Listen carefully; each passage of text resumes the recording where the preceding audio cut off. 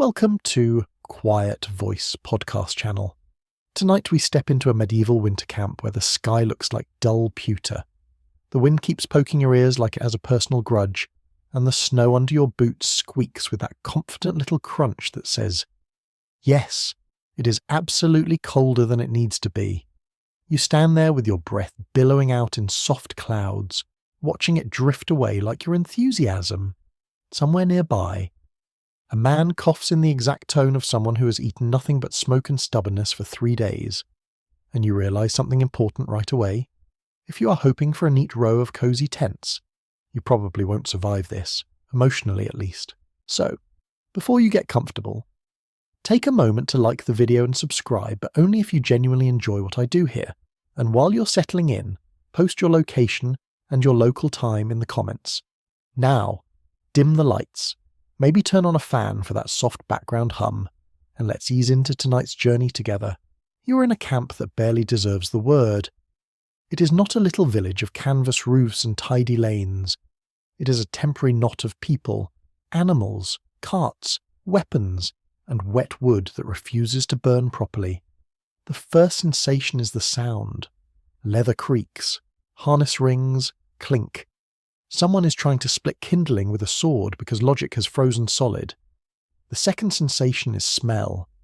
Damp wool, horse breath, soot, sour ale, and the faint metallic tang of cold iron. And then the third sensation arrives. Slow and patient, like a tax collector. The cold. You look around for instructions, for the comforting certainty of a modern checklist, and you get a medieval equivalent, which is a veteran with a face like cracked bark shrugging at you as if to say, sleep is a privilege, not a right. In many medieval armies, especially in Western Europe, tents exist, but they often belong to commanders, nobles, or the administrative heart of the host. The ordinary soldier, the hired man, the peasant levied for a season, or the archer who owns more opinions than property, frequently sleeps under the open sky or with whatever shelter can be improvised. That is a mainstream fact that shows up again and again in campaign accounts and household records. A tent is expensive, a tent is bulky, a tent is also very easy to lose if your wagon train decides to become a tragedy. So you start thinking like someone who cannot order a fleece sleeping bag online. You start thinking like a creature that must keep its warmth from leaking out into the night. The ground is the first enemy. It looks harmless, just snow and soil, but it drinks heat from your body as if it is thirsty. You kneel, touch the surface with a gloved hand, and you feel that instant bite that says, do not lie here unless you want to wake up feeling like a badly stored fish. Medieval people know this without needing a lecture, because their entire lives are built around the truth that cold ground steals strength. You watch the more experienced men move with purpose. They do not begin by searching for romance or glory. They begin by searching for dry material, straw. If the army has been passing farms, brushwood. If the hedges have not been stripped clean yet, pine boughs. If there is forest nearby and no one has already taken the good branches, even reeds or dried leaves get grabbed with the reverence of treasure. The goal is simple. Put distance, however thin, between your body and the earth. If you are lucky, you get a layer thick enough that your hips do not sink down and press you into the cold like a seal being stamped. You help gather a fistful of twigs and a bundle of boughs. You feel faintly ridiculous, like you're building a nest. Then you remember you are, in fact, building a nest. Humans are just fancy animals with paperwork. Someone tosses down a mat if the baggage train has any. Maybe a woven rush mat or a scrap of old sacking. If there is straw, it becomes a quick mattress. If there is none, you make do with whatever scratchy plant matter will not immediately collapse into slush. The wind is the second enemy, and it is very enthusiastic about its job.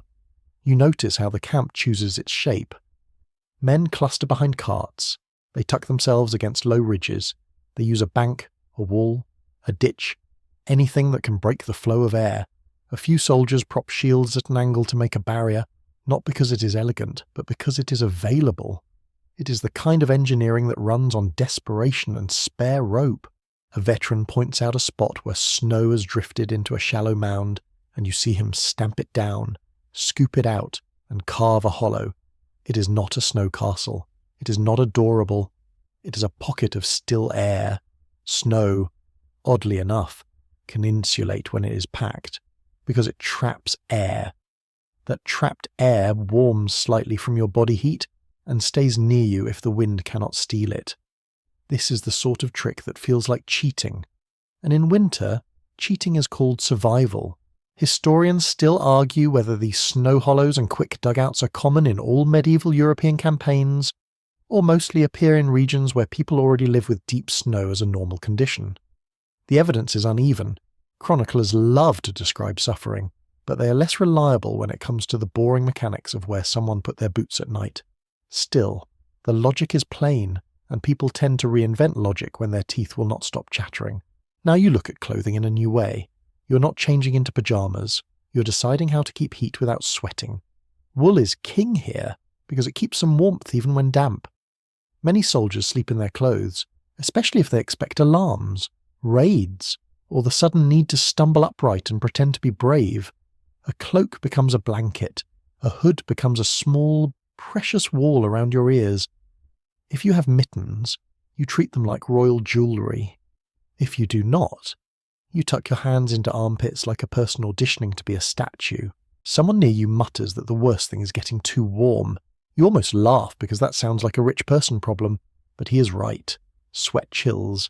Damp layers become ice-cold layers, so the camp's wisdom is slow and steady. Warm up a bit, then keep it.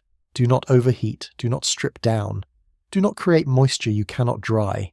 And then there is the human factor. You notice the way bodies arrange themselves. Men sleep close, not always because they like each other, which is almost never. They do it because shared warmth is real. If you have ever tried to keep a cat off your keyboard, you already understand the basic principle. Heat seeks company. You lie down and feel the awkwardness of elbows, boots, and someone's breath smelling like onions and regret. It is not romantic. It is thermodynamics with a pulse. Joke one of the night is that you have joined a cuddle puddle with the least cuddly people alive. A small fire crackles nearby, but it is not placed where you might think. Too close and sparks can bite through cloth. Too far and the warmth is just a rumour. Fires are often kept low, banked, and watched, because unattended flame in a crowded camp is a fast way to turn everyone into a cautionary tale. You see stones near the coals, and you notice men warming them, then wrapping them in cloth to bring back to a sleeping spot. It is a simple trick, and it works until the stone cools. A quirky tidbit floats through the camp, offered like folk wisdom. Some soldiers swear by warming a flat rock and tucking it near the feet, calling it a poor man's hearth. Others claim it will invite bad luck, which is the medieval way of saying they once burned a sock and never emotionally recovered. You also notice that boots matter. Wet footwear is misery. Men loosen laces, check for ice, rub feet. Some sleep with boots on, some with boots close to the body so they do not freeze stiff. If your boots freeze hard, putting them on in the morning becomes a personal duel you did not sign up for. Joke too is that your boots are now hostile architecture, designed by winter itself. Overhead, the night settles deeper. The camp noise softens into low murmurs, then into the occasional snore that sounds like a saw cutting through wet wood. You lie there, wrapped in cloak and borrowed fabric, listening to horses shift and blow warm breath into the dark. You focus on the small comforts, the smell of wool, the steadiness of packed snow under your bedding, the way your own breathing becomes a slow rhythm. You are learning, quietly, that the medieval answer to sleeping without tents is not one big solution. It is a collection of small, stubborn tricks. Insulate from the ground, break the wind, share warmth, control moisture, respect fire. Keep your feet from turning into sad lumps of ice. Joke 3 drifts in as you settle. You think, for a moment, that you would pay good money for a modern camping pad, and then you remember you're in the Middle Ages, where money is mostly a suggestion, and comfort is a rumour told to children. Your eyelids grow heavy. The cold still exists, but it feels less like a monster and more like a fact of the universe, like gravity or taxes. The camp breathes around you, a living thing trying not to freeze, and in that steady, smoky, wool-wrapped stillness you finally begin to sleep. Your eyes open to a kind of grey that feels unfinished, as if the sky forgot to load the rest of its colour. You're not sure how long you slept. Time in a winter camp is measured less in hours, and more in how many times you wake up to renegotiate your relationship with your own toes. The first thing you notice is that the cold has a personality. It is not simply there, it has been working. It has crept into seams, stiffened straps, and turned the edge of your cloak into a crunchy border. You sit up slowly, because moving too fast feels like snapping a frozen rope. Around you, men are doing the same small inventory of survival. Fingers flex inside gloves. Someone knocks ice out of a beard like it is yesterday's breadcrumbs. A pot hangs over coals that have been nursed through the night, and the thin steam coming off it looks like a miracle. The camp is not cheerful, but it is functional, and that is its own kind of victory. Now you learn the next lesson, the one that veterans treat like sacred law. The ground is not just cold, it is a heat sink, a silent thief that steals warmth faster than the wind ever could. You realise it during the night, but in the morning you feel it in your bones. Even with a layer of brush beneath you, the cold has still seeped upward, like it has patience and a long-term plan. If you're going to sleep well, the battle is fought in inches, in layers, in the tiny gap between your body and the frozen earth. A seasoned soldier squats beside you and taps the bedding you made, as if judging bread dough. He's not cruel about it. He's simply honest. He tells you that the difference between a miserable night and a manageable one is not bravery, it is insulation. He says it the way someone might say, do not lick a sword in January. Obvious advice, but still necessary. You look around more closely. Some men have proper bedrolls, thick wool blankets rolled tight and tied with cord. Those are not common treasures, but they exist, especially among better paid troops or those who have been campaigning long enough to accumulate gear. Others have nothing but a cloak and whatever they can scavenge. It makes the camp feel unequal in a way that is both ancient and extremely relatable. Winter does not care about status, but gear definitely does. You see improvisation everywhere. One group has woven a rough mat from reeds and thin branches, the kind of thing that would make a modern craft influencer cry, but it keeps bodies off the snow. Another group uses sacks that once held grain. They stuff them with dry leaves, and the sacks become lumpy mattresses. Somewhere else, a man has pulled the straw from a broken pack saddle and spread it out like he is laying down the world's worst carpet. He looks proud anyway, and honestly, he should. The mainstream historical fact hidden inside all this misery is simple. Medieval armies depended heavily on foraging and local resources, not just for food, but for bedding and shelter materials. Campaign accounts and administrative records show constant concern about supplies, wagons, and the difficulty of moving bulky items. Tents and comforts are the first things to vanish when roads turn to mud or snow and animals begin to drop. That reality forces people into cleverness. It also forces them into stealing, which is not cleverness so much as a different kind of planning. You are invited to help improve your sleeping spot. The veterans do not use the word improve the way a home renovation show would. There is no talk of mood lighting. Improvement means you add layers. First, you scrape away loose snow until you hit firmer ground. Loose snow collapses and becomes slush under your weight. Firm snow, stamped down, can actually be a platform. Next, you lay down your thickest available material, ideally something that traps air. Pine boughs are a favourite because the needles hold pockets of air, and the wood keeps a springy shape longer than grass. Straw is excellent if it is dry. Heather and bracken can work too, though bracken has a way of stabbing you with little stems, like it resents being used for comfort. You also learn the trick of creating a barrier that reflects some heat back. A cloak laid beneath you is not just padding, it is an attempt to stop your warmth from pouring into the ground. If you have 2 layers, one can go under and one can go over. If you have 1 layer, you face a choice that feels philosophical. Do you protect the top of your body from cold air, or protect the bottom from cold earth? Most choose to cover the top and accept the ground's theft, because wind and exposed skin feel more immediate. The veterans nudge you toward balance, a bit under you, a bit over you, and a promise to complain quietly. You see men using unexpected items as insulation. Spare tunics get folded and placed under hips and shoulders, cloaks get doubled. A few place empty wooden bowls under bedding to create air pockets, which is inventive and also slightly insane. One man wedges a bundle of rope beneath his shoulders because rope is dry and thick. Another uses a rolled-up hood as a neck support, which is both practical and faintly tragic. Joke 1 arrives gently as you watch this.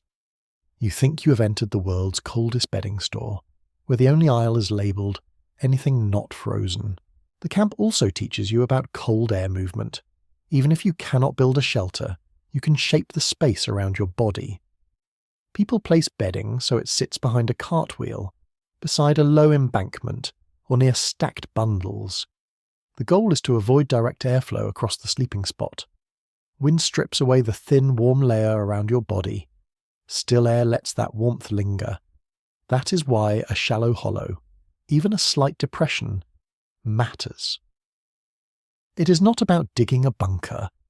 It is about getting your body below the level where wind can easily scrape heat away. Historians still argue whether ordinary medieval soldiers regularly used deliberate snow pits, or whether most simply relied on brush, carts, and body clustering. The debate comes down to climate, region, and the kind of army. A force used to winter campaigning might have habits that a summer-only levied host never develops. Evidence is scattered, and the people most likely to write about the details are not always the ones sleeping in the mud. A quirky tidbit floats through the morning chatter. Someone swears that sleeping on evergreen branches keeps evil spirits away, because the trees stay green when everything else dies back. Another man says that is nonsense, and claims the needles keep away lice instead. Both are said with complete confidence. You do not know which is true, but you do know evergreen smells cleaner than damp straw, and that alone feels like spiritual protection. As the day moves on, you see how the camp plans for the next night. Men gather more bedding material while they can. It is not glamorous work, but it is constant. Those with authority sometimes order locals to provide straw or rushes, essentially requisitioning comfort along with food. Those without authority scavenge. Someone strips a hedge until it looks like a plucked bird. Someone else drags a bundle of reeds across the snow like a prize deer. Your own role becomes clear. You're not just a body and armour. You are part of a system that must keep itself warm enough to fight, march, and carry. Sleep is not relaxation. Sleep is maintenance. If you cannot insulate from the ground, you will not recover. Your muscles stiffen. Your hands lose dexterity. Your mood turns sour, and in a camp full of sharp objects, sour moods are dangerous. By late afternoon, you test your improved bedding. You press down on it with your hand and feel that it has spring. It is not soft, but it is not ice either. You arrange your cloak in a way that keeps your back from touching the cold. You fold spare cloth under your hips, because hips are traitors that always find the thinnest spot, and you tuck your feet into a pocket of fabric, making a little cave for them, because feet are the first to complain and the last to forgive. When darkness comes again, you lie down with the faint, cautious hope that you have outsmarted the earth by half an inch. That is the level of optimism available to you here. As you settle, the camp quiets, and you feel the difference. The cold still presses in, but the ground does not immediately drink your warmth. It takes longer. That delay is everything. You drift towards sleep with a small, practical satisfaction, like someone who has just successfully kept soup from burning. Night comes in quietly, the way it does when snow is on the ground and even the world's annoyances sound muffled. The camp settles into a dim scatter of embers and silhouettes. You can hear the low shuffle of people finding places to rest, the soft clink of a buckle, the faint thud of someone dropping a bundle of sticks like it weighs more than pride. Above, the sky is a hard, cold dome, and the stars look sharp enough to cut cloth. You do not get a tent. What you get is terrain, and the chance to persuade that terrain to stop trying to kill you. You watch a small group move away from the densest knot of sleeping men, heading toward a drifted edge where snow is piled up against a bank. They carry shovels if they are lucky, but mostly they carry whatever works: a cooking pan, a shield, a piece of plank, even a helmet if someone is feeling dramatic. They begin to dig, not deep, Not ambitious, but deliberate. They scrape away loose snow until they reach packed layers. They carve a shallow hollow, just long enough for a body. Then they shape the front edge into a low lip. It is an ugly little space, but it has a purpose. It blocks the wind close to the ground, and it creates a pocket where your own warmth can gather instead of being dragged away. This is the night you learn that snow can be both enemy and building material. In a modern mind, snow is just cold water being obnoxious in a different form. Here it is also insulation, packed snow traps. Air does the insulating. It feels strange to use something cold to keep warm, but the logic works. If the wind cannot sweep across your body, the heat you make can stay near you. That heat does not need to be blazing. It only needs to be enough. A mainstream historical fact slips into your hands along with the shovel. Medieval armies did dig, not only for siege works and ditches, but for everyday survival in camp. Defensive trenches, banks, and quick earthworks are common features in campaign descriptions, and those same habits can turn into practical shelter, especially in winter. People who spend their lives close to the land understand that shaping ground is sometimes easier than carrying objects. You try it yourself. The first scrape is satisfying, like peeling away a layer of trouble. Then the cold bites your fingers through leather. Work warms you, but it also risks sweat. So you move steadily, you carve a shallow bed, and you feel oddly proud of it. The hollow is not much. It is not heroic. Still, you can imagine lying there and having the wind pass over your head instead of through your ribs. Someone takes branches and lays them at the bottom. Another adds straw. Then they place a cloak on top. Layering becomes a ritual. The trench or hollow is only the shape. The bedding is the barrier. If you carve a hollow and lie on bare snow, the ground will still drain you. So you build up. It is like making a sandwich where the filling is your body, and the bread is whatever dry plant matter can be bullied into place. Nearby, another group is doing something different. They are not digging into snow. They are building out of it. They stack blocks cut from packed drift, using a spade to slice out rectangles. The blocks go into a low wall, no taller than a knee, curved like a crescent. It is just a windbreak, not a house. Even so, you feel the difference immediately when you stand behind it. The air is calmer, the cold is still present, but it stops being a moving blade and becomes a heavy blanket. This kind of work has limits. If the snow is powdery, it will not hold shape. If it is wet, it will freeze into something like stone, heavy and slow to cut. If it is too thin, there is nothing to build with. Winter is not one thing. Winter is a collection of moods. You begin to understand why some camps survive and others become horror stories in the margins of chronicles. Historians still argue whether certain improvised winter shelters described in later sources represent common practice or are exaggerated storytelling. The problem is that the people writing often aim for drama. They describe misery and endurance, not the boring engineering, yet practical experiments, common sense.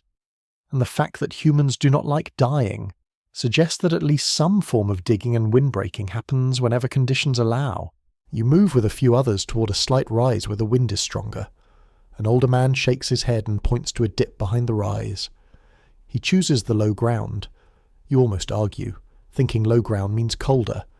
But he explains with a grunt that wind steals more heat than still air. If the dip is not wet and not flooded, it can be warmer simply because it is quieter. His face says he has learned this lesson the hard way. You accept it. Then you learn the next trick. Orientation. A sleeping hollow is not just a hole, it is a hole aimed correctly. People place the lip or wall toward the prevailing wind. They do not need a compass. They feel it on their cheeks.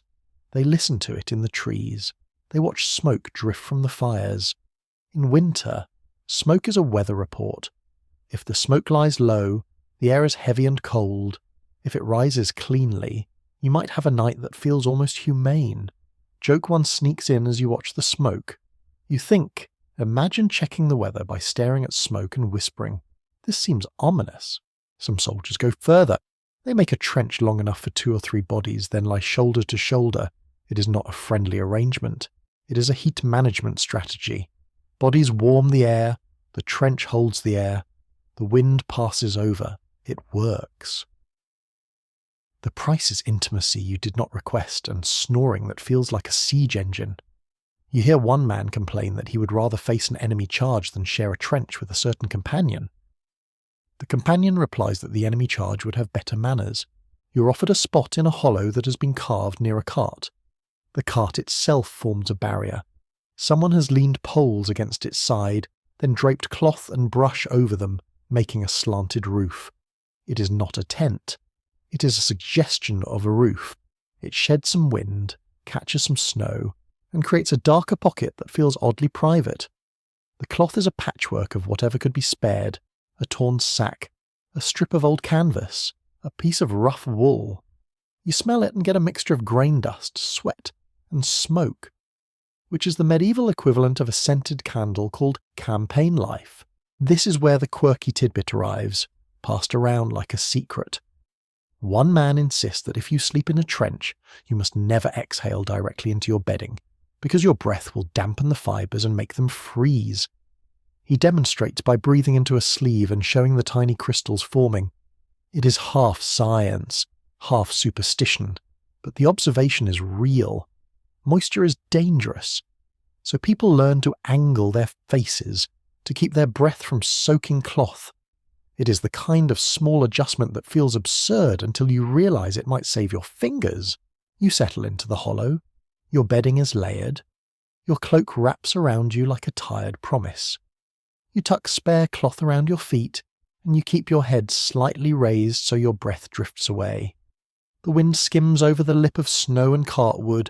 It still finds you sometimes, like a thief checking for unlocked doors, but it does not rush straight through. As the night deepens, the camp sounds thin out. A distant cough, the soft stamp of a horse, the crackle of a fire being coaxed back to life. Your body temperature steadies, and the little pocket of air around you becomes less hostile. You learn that winter camp sleeping without tents is not about finding warmth in some magical way. It is about stealing calm from the wind and buying time from the cold. Joke 2 slips in as you relax. You think, if anyone ever tells you medieval people were tougher, you will agree, but mostly because they lack the option to complain on the internet. Your eyes drift shut. The hollow holds you. Snow holds air. Air holds warmth. And for a few hours, that is enough. You wake to the feeling that your own clothing has become a kind of stiff shell. Not armour, not exactly, but a crunchy, reluctant version of fabric that has been breathed on, smoked in, and lightly iced. When you move your shoulders, the wool makes a quiet rasping sound, like a sleepy animal shifting in its nest. Your first thought is that you would like a hot bath. Your second thought is that you live in the Middle Ages right now, so you settle for moving your fingers and hoping they still belong to you. The camp is already busy in a low, contained way. Men are not lively, but they are active, because movement is heat you can make for free. A few are stamping their feet, pretending it is exercise and not mild panic. Others are shaking out cloaks, sending tiny crystals of frost into the air like confetti for the world's most depressing festival. Today, you learn how medieval soldiers managed layers, and why the most dangerous thing is not always the cold. Sometimes it's sweat. If you have ever worn a thick coat, walked too fast, and then stood still in the wind, you already know the problem. Your body warms up, you perspire, and then that moisture cools. In a winter camp, cooling moisture becomes a slow punishment. Wet cloth loses insulating power. Wet cloth freezes. Wet cloth sticks. So the veterans treat dryness like treasure. They do not always achieve it, but they chase it. A mainstream historical fact sits at the heart of this. Wool is prized because it insulates even when damp. Linen and hemp are common for shirts, but they cling and chill when wet. Fur, where available, is extremely warm, though it is more common among wealthier troops or in colder regions. Leather can block wind, but it also traps moisture, which means it can become a sweaty prison if you move too hard. Medieval wardrobes are not designed for comfort in the modern sense. They are designed for practicality, status, and whatever a person can afford. In camp, all those priorities get rearranged around one question. Will this keep me functional tomorrow? You look at what people wear to sleep, and you notice a pattern. Many keep their base layer on, often a linen shirt, because bare skin against cold air is a fast route to misery. Over that, they keep wool layers, tunics, hose, and sometimes a padded garment if they have one, like a gambeson. The gambeson is not only for stopping blows, it is also a thick quilted layer that traps air. It is heavy, but in winter, heavy can be comforting. You see a man tug his padded jacket tight and sigh like he's hugging a warm wall. Cloaks become the star of the night. A good cloak is an entire portable climate. It wraps the shoulders, covers the thighs, and can be folded into a hood. It is also a kind of social marker. A thick wool cloak says you have resources. A thin cloak says you have courage, or you have terrible shopping options. You watch some men pin their cloaks with brooches. Others tie them with cord. A few simply wrap and tuck, the way you wrap a blanket around yourself on a couch when you are pretending you're fine. Hoods matter more than you expect. Heat escapes from the head, and wind bites ears first. Many medieval garments include hoods, either attached or separate. They pull them tight, leaving only a narrow opening for the face. Some wrap scarves, strips of cloth, or even spare sleeves around the neck. The goal is to reduce exposed skin, not because exposed skin is shameful, but because exposed skin hurts. Then you see the cleverness of gaiters and leg wraps. In a camp, lower legs take constant punishment. Snow melts, mud soaks, and cold creeps upward. Wrapping cloth around the lower leg adds insulation and keeps snow from packing into footwear. It also helps hold socks in place, if socks exist, which is not guaranteed. Many people use foot wraps, strips of cloth wound around the foot. They can be adjusted for warmth, but they must be kept as dry as possible. That last part is the problem. The camp's advice sounds repetitive, but it is truth. Keep layers dry, keep layers clean enough, keep layers arranged so air pockets exist.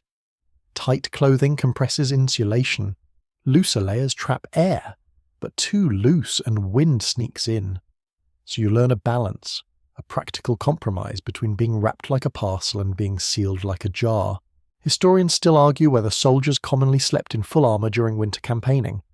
The romantic answer is yes. The gritty warrior sleeps ready for battle. The practical answer is complicated.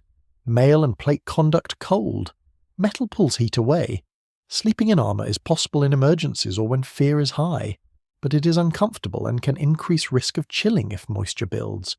Many likely loosened pieces, removed helmets, and kept weapons close instead. Some might sleep in a lighter set, keeping heavier gear nearby. The truth probably varies by situation, commander, and how likely a night attack feels. Now you meet the true villain again. Sweat. You watch men returning from gathering wood, cheeks flushed, backs damp. They do not immediately collapse. They slow down. They open their cloaks slightly. They let steam escape. They cool gradually. A veteran mutters that if you sweat hard, you're borrowing warmth from the future. And the interest rate is cruel. Joke one arrives as you absorb that. You think medieval financial advice, but with hypothermia, some men change a layer if they can, swapping a damp shirt for a drier one, but extra clothing is rare. More often, they dry items near the fire, not too close. Too close and cloth scorches. You see socks held near coals, turned slowly, like someone is toasting bread that cost their dignity. Gloves are hung on sticks, cloaks are draped on lines between carts. Smoke permeates everything, and you realize smoke is not merely a smell. It is a strategy. Smoke can discourage insects and help dry fibres, though it also makes you smell like a walking hearth. A quirky tidbit slides into your day when someone shows you a piece of cloth rubbed with animal fat. The claim is that it sheds moisture better. Greased leather and waxed cloth can repel water, and people did use various oils and fats to treat gear. Whether the greasy cloth actually improves warmth or simply makes everything smell like yesterday's stew is a question you cannot fully answer. Still, the idea makes sense. Keep water out, keep warmth in. You quietly decide you would rather smell bad than freeze. That is an easy decision. You also learn that sleeping posture is part of the clothing system. Men tuck their knees, curling slightly to reduce surface area exposed. They wrap cloaks under themselves like seals. They keep hands inside sleeves, because fingers lose heat quickly. Some tie a cloak around their waist, creating a pouch of warmer air around the torso. Others place spare cloth between layers at the chest to block wind. It resembles modern layering advice, except everything is rougher, heavier, and more likely to itch. The camp's talk turns to feet again, because feet are the loudest complainers. People loosen boots at night so blood can flow. They avoid sleeping with tight laces. A few remove boots and place them under the cloak near the knees, using body heat to keep the leather from freezing rigid. This is not a luxury. This is planning for morning. Frozen boots can split when forced. They can also trap cold against the foot all day. A man jokes that his boots have become rocks with ambition. Joke 2 lands softly because it is true. As evening arrives, you feel the rhythm of preparation. You do not simply lie down and hope. You arrange clothing like a system. Base layer for comfort, wool for insulation, cloak for wind block, hood for head, wraps for neck and legs. You check for damp spots and shift them away from your skin. You decide where your breath will go. You place boots where they can be warmed a little, but not so close that they dry into brittle shapes. Finally you settle. The cold is still there, patient as ever, but your clothing is now a strategy rather than a collection of fabric. You're not warm like a modern heated room. You're warm enough. In a medieval winter camp, that is the closest thing to luxury you can afford. Joke 3 arrives as you drift off. You think, if you ever see a fashion trend called medieval layered chic, you will know it was invented by someone who has never tried to sleep while their clothing crackles. The night deepens, and you begin to understand that warmth is not only a physical problem, it is also a social problem, a supply problem, and sometimes a small political problem. Because nothing reveals hierarchy faster than who gets the thick wool, you wake to a faint commotion that is not quite an argument, but it is heading in that direction. 2 men are tugging at the same folded blanket. Their voices are low, because everyone is tired, but the words are sharp. A third man steps between them and settles it with a kind of weary authority. He points at one man's cloak, then at the other man's bare shoulders. The cloak owner keeps the cloak. The bare shoulders man gets the blanket. The decision is not noble. It is practical. The camp is constantly improvising fairness, and it does it with whatever tools are available, including guilt. This is the blanket economy. It is not written down as a rulebook. It is a living system that decides who sleeps and who shivers. Blankets are scarce. Thick wool cloth is heavy and expensive. It takes sheep, labour, spinning, weaving, and trade. In medieval Europe, textile production is a massive part of the economy, and good woolen cloth is valuable enough to be a form of wealth. That is a mainstream historical fact, and you can feel it here in the way people handle cloth like it matters. In camp, blankets come from many places. Some belong to the soldier, bought or inherited or stolen in a moment of opportunity.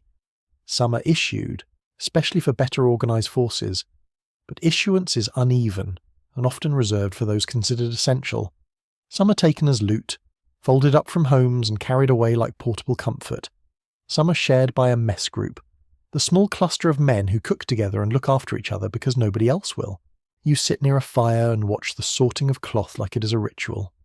A man unrolls a thick wool blanket and shakes it out. It drops a small cloud of dust and something that might be old straw.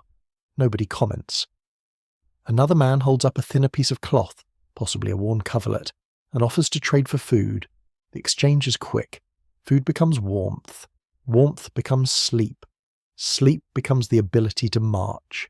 Everything converts into everything else. If you want to understand medieval logistics, watch what people barter at night. Joke 1 arrives as you notice how serious everyone looks. You think, imagine explaining to someone that you traded half a loaf of bread for a blanket, and they nod solemnly, because that is not a sad story here. It is a sensible investment plan. Sharing is common, but it is rarely gentle. 2 men may share a blanket by lying head to foot, each pulling an edge over the torso. 3 men may use one blanket by layering bodies and cloth like a bad pastry. When there are not enough blankets, cloaks become communal. Someone throws a cloak over 2 sleeping men and says it is better than nothing. The 2 men do not thank him. They simply accept, because in a winter camp, gratitude is sometimes replaced by survival math. Some groups develop rules. The youngest or the newest gets priority if he lacks gear, because a shivering recruit is a liability. Others give priority to those on sentry duty later, because the one who must wake in the cold needs more rest now. Others give priority based on rank, which is predictable and irritating. If you're a higher status man, you might have a proper wool coverlet, maybe even a fur-lined piece. If you're not, you might have a cloak that has seen too many rains.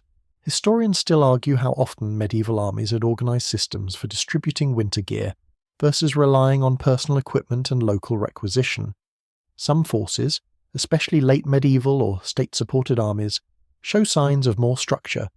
Others look like improvised gatherings where each man brings what he can. The evidence varies with time, region, and the quality of records, but the experience of scarcity is consistent. Cloth is never enough. You learn quickly that the blanket economy also creates friendships. Two men who share a blanket begin to share food. Those who share food begin to share information. Information might be about where to find dry wood, or who is likely to steal your boots, or which officer has a temper. In winter, small alliances form around comfort. A man who can be trusted not to yank the blanket away at midnight is worth keeping close. You also learn the dark side. Theft is constant. Cloth is easy to snatch, easy to hide, easy to sell or trade. A blanket rolled tight looks like any bundle. A cloak can disappear in a crowd, so people sleep with their cloth tucked under them, pinned around them, or tied to their belt. It is not paranoia. It is experience. You see a man wake suddenly, hand going to his cloak, checking it like someone checking for a wallet. There is a strange kind of etiquette too. If someone is freezing badly, others may offer a corner of a blanket, but they do it without ceremony. A gesture, a grunt, a shift of fabric. You can tell it is not pure kindness. It is also self-interest. A man who freezes too hard may become sick, and sickness spreads. Keeping others warm is a form of camp hygiene. The medieval world knows nothing of microbes, but it knows that weakness travels. A quirky tidbit enters the conversation as a storyteller near the fire claims that some soldiers carried small scraps of blessed cloth, relic-associated fabric, or saints' ribbons, and tucked them into their bedding for protection. Whether this truly happens often or is embellished in stories, the habit fits the era's mindset. People mix practical measures with spiritual ones. You can insulate your body with wool, and you can insulate your courage with a scrap of mina. In a cold camp, both feel necessary. The fire itself becomes a marketplace. People dry blankets near it, and that creates a queue. Who gets the warm spot closest to the coals? Usually whoever arrives first, or whoever has the most authority, or whoever is brave enough to glare at everyone else. You see disputes handled in a simple way. A man moves too close. Another shoves his blanket back and they settle into a tense truce. Nobody wants a fight. Fighting costs energy. Energy is warmth. Warmth is life. You try to secure your own share. You do not have a perfect blanket, but you have a cloak and a smaller piece of wool cloth, acquired through trade. You arrange them carefully. Thickest layer under your torso, because the ground still steals heat. Cloak over the top, because wind still bites. Then you tuck the smaller cloth around your feet, making a foot pocket. It feels like a tiny fortress. You are oddly proud of it.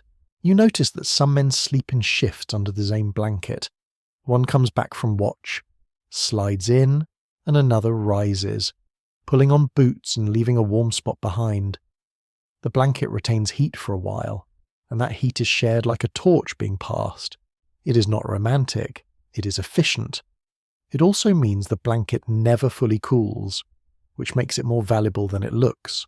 Joke 2 arrives as you watch this rotation. You think, congratulations, you've invented a medieval version of a heated seat, except the heater is a tired man who smells like smoke. As the night grows quiet, the blanket economy settles into its usual compromises. Some are warm enough, some are not. You hear a few soft curses when someone's blanket slips. You hear a sigh of relief when a cloak edge is pulled back into place, and you realize that sleeping without tents is not only about shelter from above, it is about fabric, about who has it, how it moves, and how it binds people together in small, temporary agreements. Joke 3 drifts in as you begin to fall asleep. You think, if someone ever tells you money cannot buy happiness, they have never been cold enough to know that money can absolutely buy wool. The camp wakes with the slow impatience of hungry people. Someone shakes a cooking pot and it sounds like a bell made of disappointment. A few men cough in sequence, like a miserable choir warming up. The sky is pale, the wind is calmer, and you can almost pretend the cold is simply background noise, until you step on a patch of ice and your ankle reminds you that winter is always listening. Today your attention shifts to the strange, humble art of making a bed out of whatever the world will surrender.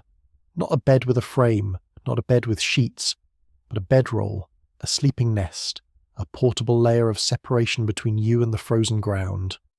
In a camp without tents, this becomes a craft, and like any craft, there are people who are good at it, and people who suffer loudly while pretending they chose this life. You walk with a small foraging party, because bedding begins with scavenging. The goal is dry plant material that will trap air. Air is warmth. Plant matter holds air. Simple. The tricky part is finding plant matter that is not already damp, rotten, or turned into brittle ice. If the army is near farmland, straw is the prize. Straw is light, springy, and easy to spread. It also compresses under weight, so you need a lot of it. You see men filling sacks with straw and hauling them back like they're carrying gold. In some places, straw has already been stripped from barns, leaving only scattered stalks and angry locals. That is one of the grim facts of medieval campaigning. Armies consume landscapes. When winter arrives, they consume them more aggressively because warmth does not grow on trees. Sometimes it literally does, but you get the idea. If farmland is not available, you move toward brush, bracken, heather, dry leaves, even dried moss in small amounts. Forest edges become popular. Hedges become bald. You notice that soldiers do not pick prettily. They rip and snap. They choose speed.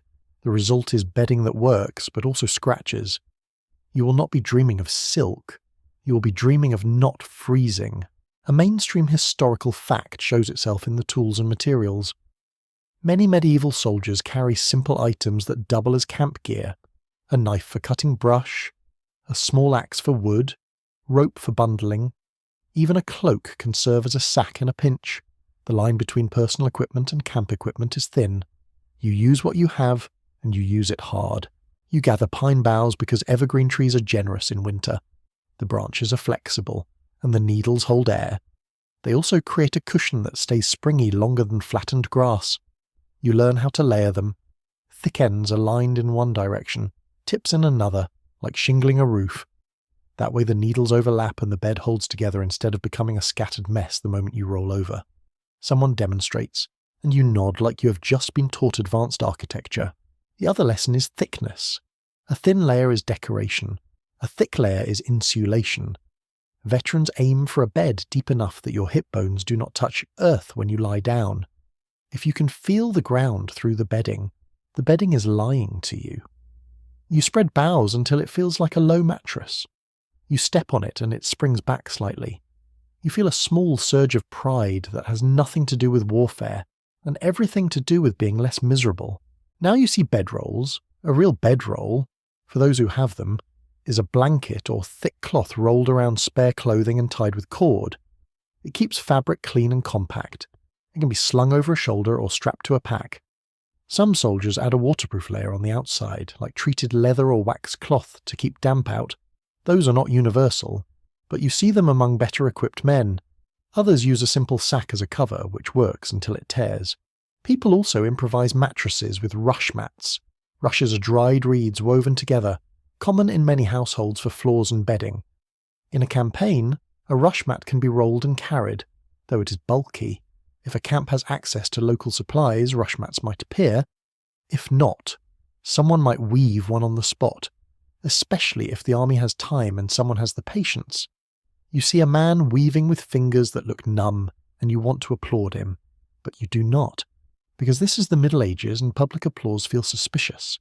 Historians still argue how widespread portable sleeping gear is, among ordinary troops in different medieval periods. Some evidence suggests many rely mostly on cloaks and local bedding material. Other evidence, especially from later centuries with more professional forces, suggests more soldiers carry blankets and bedding. It depends on wealth, organisation, and how long the campaign is expected to last. But the need is constant, and the improvisation fills the gaps. A quirky tidbit appears when someone offers you a bundle of dried fern and claims it keeps your dreams quiet.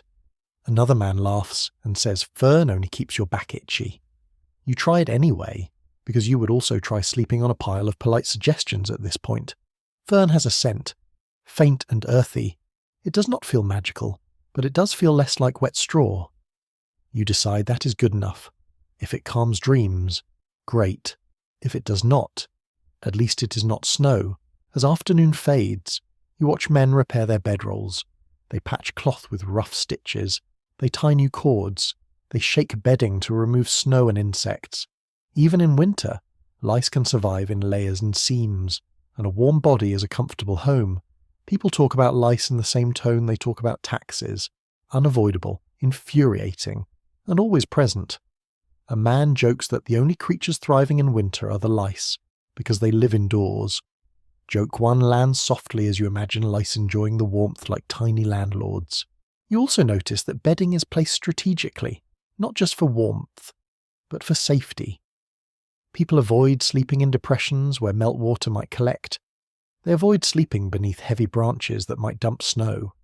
They avoid sleeping too close to pathways where someone might trip over them in the dark and blame them for it. They avoid sleeping too far from others, because isolation is cold and also dangerous. Camp life is a constant negotiation between comfort and risk. When night comes, you prepare your sleeping place like a small ceremony. First the boughs, thick and overlapped, then a layer of straw or leaves if available, to fill gaps, then your cloak or cloth, to create a smoother surface and reduce needle prick, then your body, curled slightly. You tuck the edges of a cloth under you, sealing out drafts. You place spare items under your head, making a rough pillow. You put boots where you can reach them. You keep your knife close. Because in camp, a knife is as much about cutting rope as it is about anything else. Joke 2 arrives as you settle in. You think you have become an expert in bedding, and none of it will look impressive on a resume. The bedding holds. It keeps the ground from stealing everything. It smells like pine and smoke and damp wool. Your muscles unclench slightly. That is the best feeling you have had all day. In the dark, the camp sounds drift around you.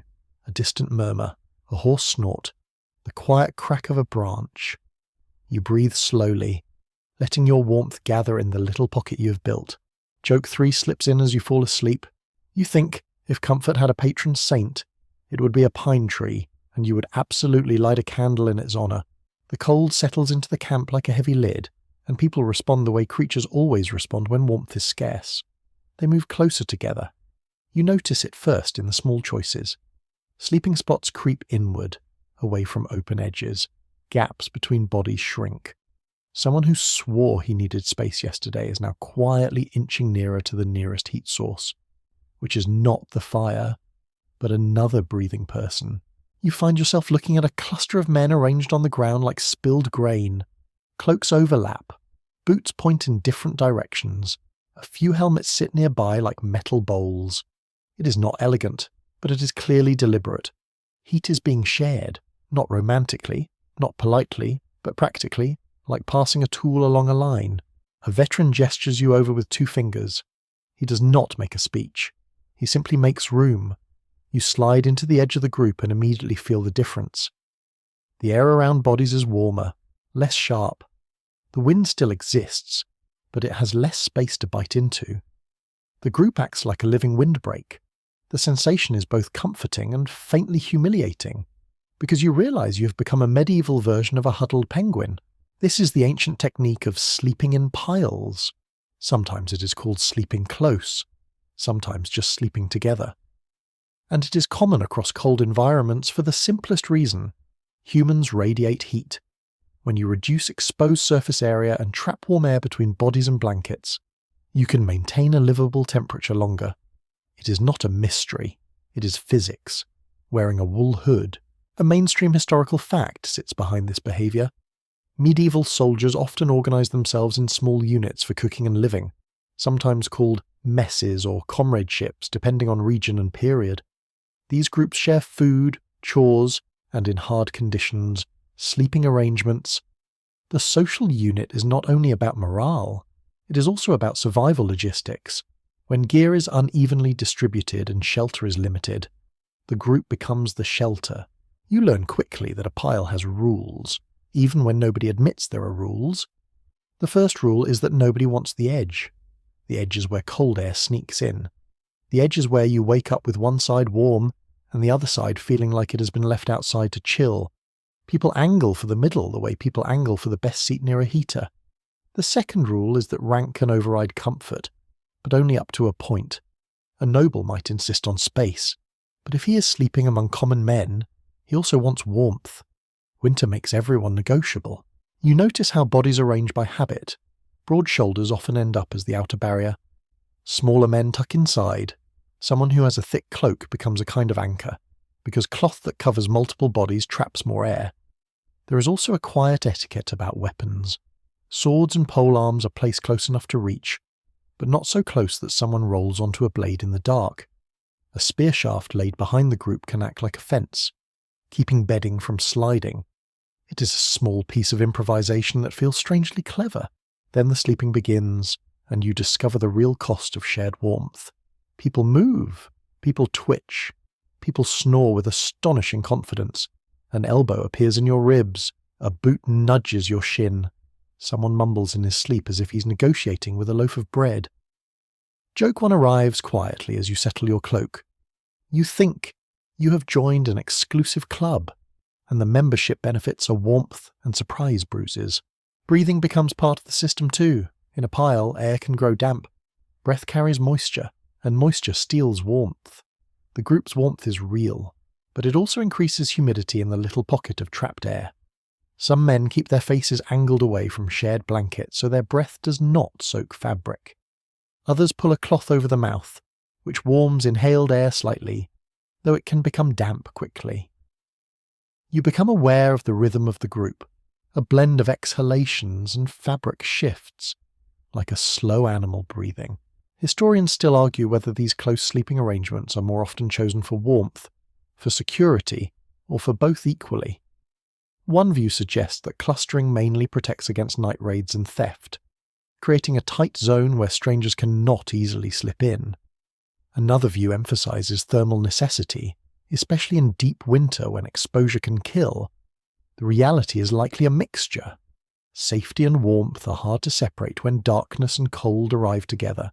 You also notice the role of watch duty in the pile. A man who stands watch is cold, even if he stomps his feet. When he returns, he wants the warm centre. The group sometimes allows him to slide in, because a tired sentry who cannot feel his fingers is not useful. This creates a quiet rotation. Warmth is shared like a resource that must be managed. It is not formal. It is not written. It is simply understood by anyone who has ever been too cold to think clearly. There are arguments too, but they are usually muted, because shouting wastes heat and attracts trouble. Someone complains that another man smells like sour ale. The accused replies that the ale smells better than the complainant's feet.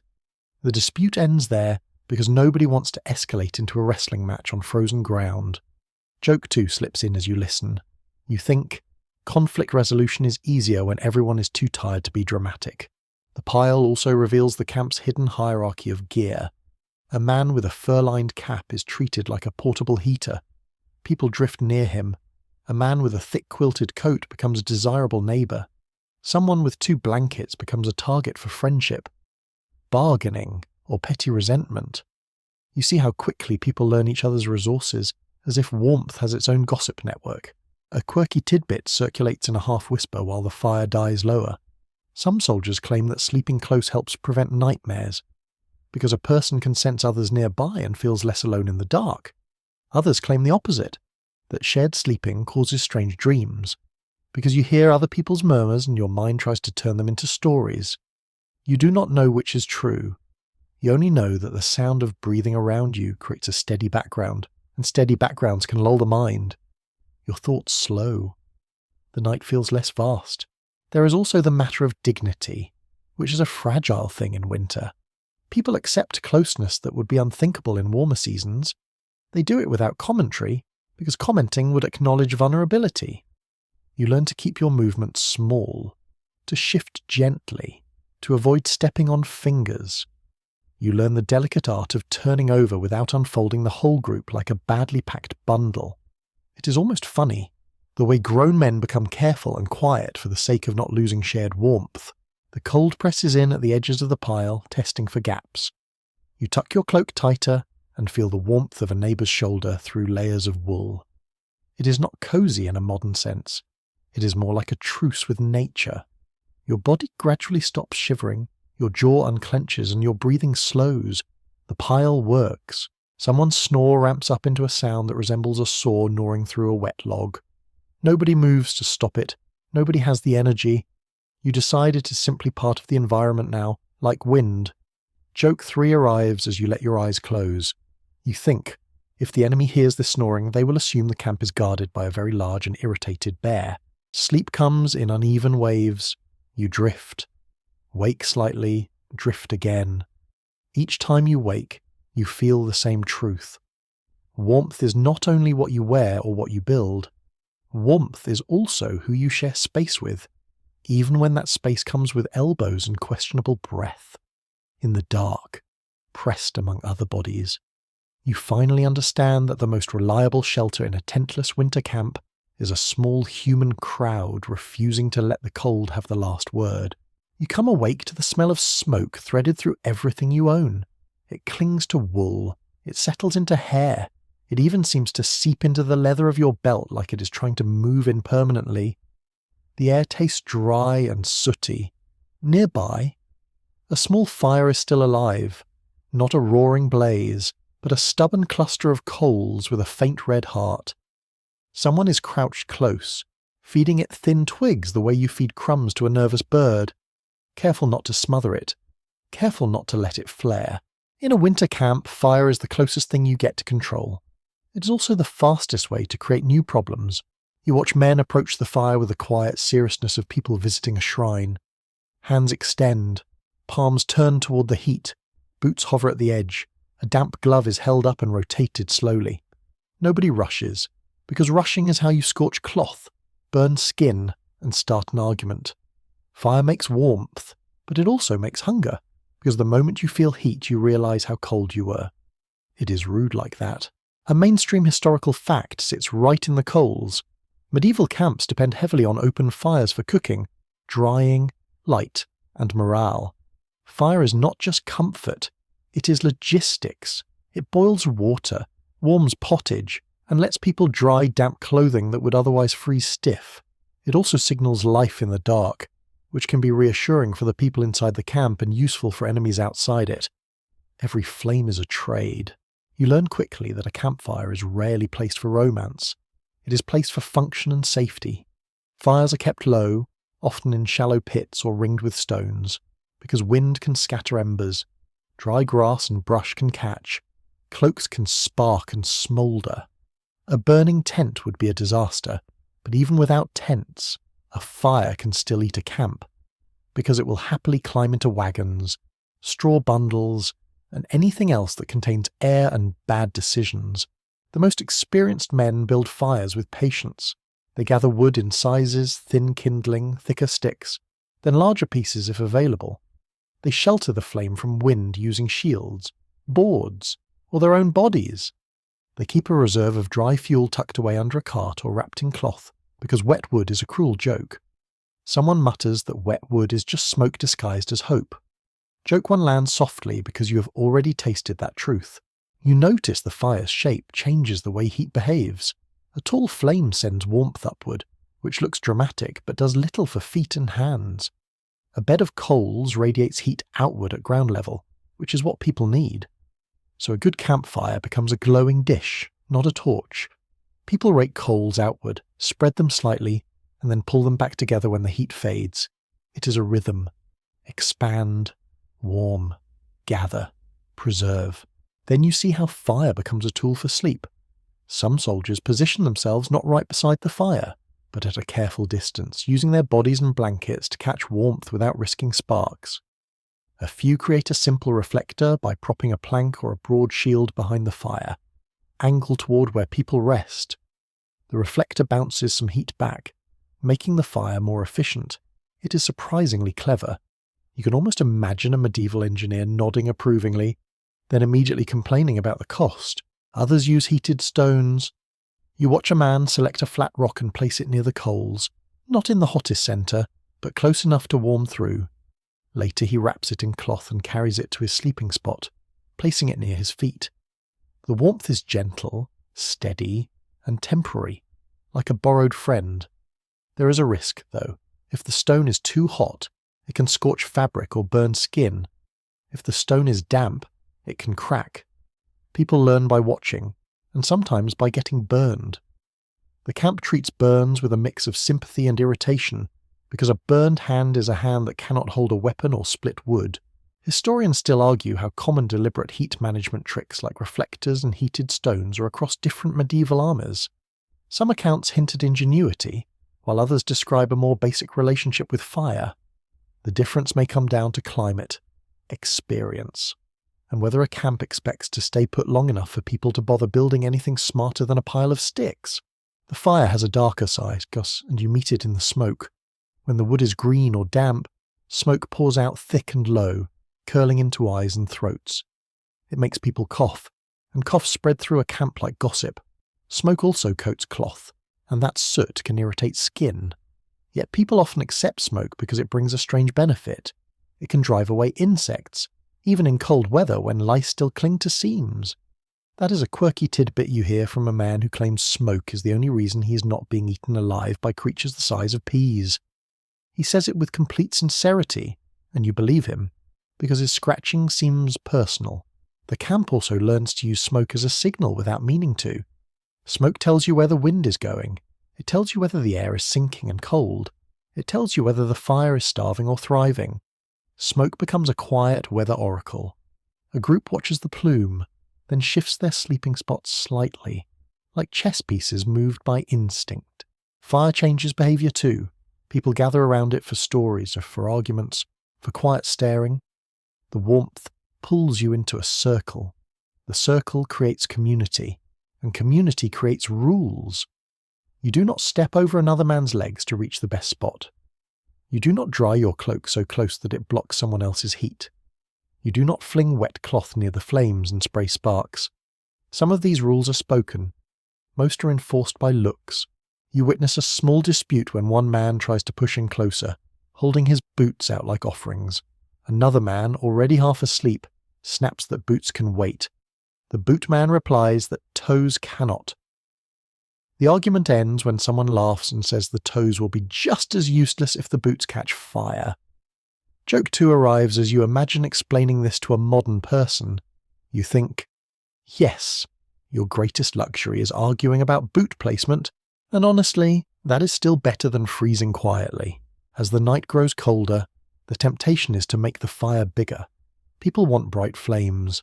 They want the satisfaction of seeing light. But the smarter choice is to keep it controlled. Big fires eat wood fast, and wood is labour.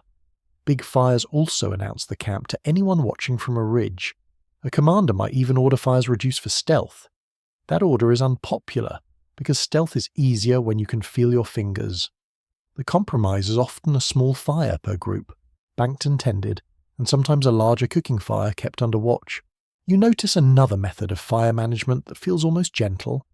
Some men build a fire, let it burn down into coals, then spread the coals thinly and cover them with ash and soil to make a slow heat source. It is not a comfortable bed of warmth, but it can keep a patch of ground from freezing as hard, and it can preserve embers for relighting. The effect is subtle. You feel it when you stand near it, a faint warmth rising like a secret. The danger, of course, is sleeping too close. A man can roll in his sleep. A cloak edge can drift toward heat, a spark can land, smoulder, and then flare. You see scars on hands and forearms, little pale marks that tell stories without words. People learn to place gear with care. Water buckets, if available. Sit nearby. Snow is piled within reach, because snow can smother a flare quickly. The camp uses what it has, even for firefighting. Joke 3 slips in as you watch someone try to light damp kindling with heroic determination. You think the fire is the real commander here, and everyone else is just trying to earn its approval. When you settle for sleep, you choose your distance from the fire like choosing your distance from a wild animal. Close enough to benefit, far enough to respect it. You angle your body so warmth reaches you without forcing you to stare into smoke. You place your cloak so sparks will land on the rough outer surface rather than near your face. You keep one ear open for the crackle that sounds wrong, the crackle that signals a fire turning from friend to problem.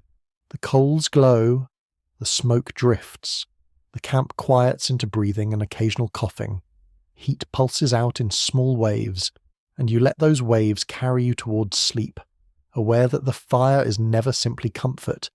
It is work, risk, light, and warmth, all bound together in a single, flickering thing.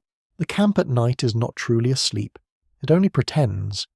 Even when most bodies are horizontal and the fires have shrunk to careful coals, there are still movements, small and purposeful, like insects under bark. A figure rises, wraps a cloak tighter, and walks a slow circle. Another crouches to poke at embers, then backs away. Somewhere beyond the immediate glow, boots crunch softly on snow. You realize that sleeping in winter is not a single, uninterrupted drop into darkness. It is a managed process, divided into turns, because cold and danger do not take breaks. You're assigned to a rotation, not because anyone thinks you look trustworthy, but because everyone has to pull weight. Night watch is not glamorous. It is not heroic. It is you standing still while the air tries to climb inside your clothing. It is you listening for sounds that might be wind, might be a horse shifting, might be something worse. And it is you discovering that wakefulness is a tool for warmth. A mainstream historical fact anchors this routine. Medieval armies rely on sentries and watch systems to prevent surprise attacks, theft, and disorder. Watches are often organised by unit, by household, or by a commander's orders, with shifts that rotate through the night. The exact system varies, but the principle is consistent. Someone must stay awake, because camps are vulnerable. When you step into your watch position, the cold hits differently. Lying down, you can trap warm air. Standing up, you become exposed. Wind finds the seams at your neck, wrists, and ankles. Your hands ache. You learn the art of looking alert while moving constantly in small ways. You stamp your feet, but not so loudly that it annoys everyone. You flex fingers inside gloves. You shift weight from one leg to the other. You walk a short path, back and forth, because motion makes heat and heat keeps blood moving. This is where the rotation becomes more than security. It becomes a bodily survival system.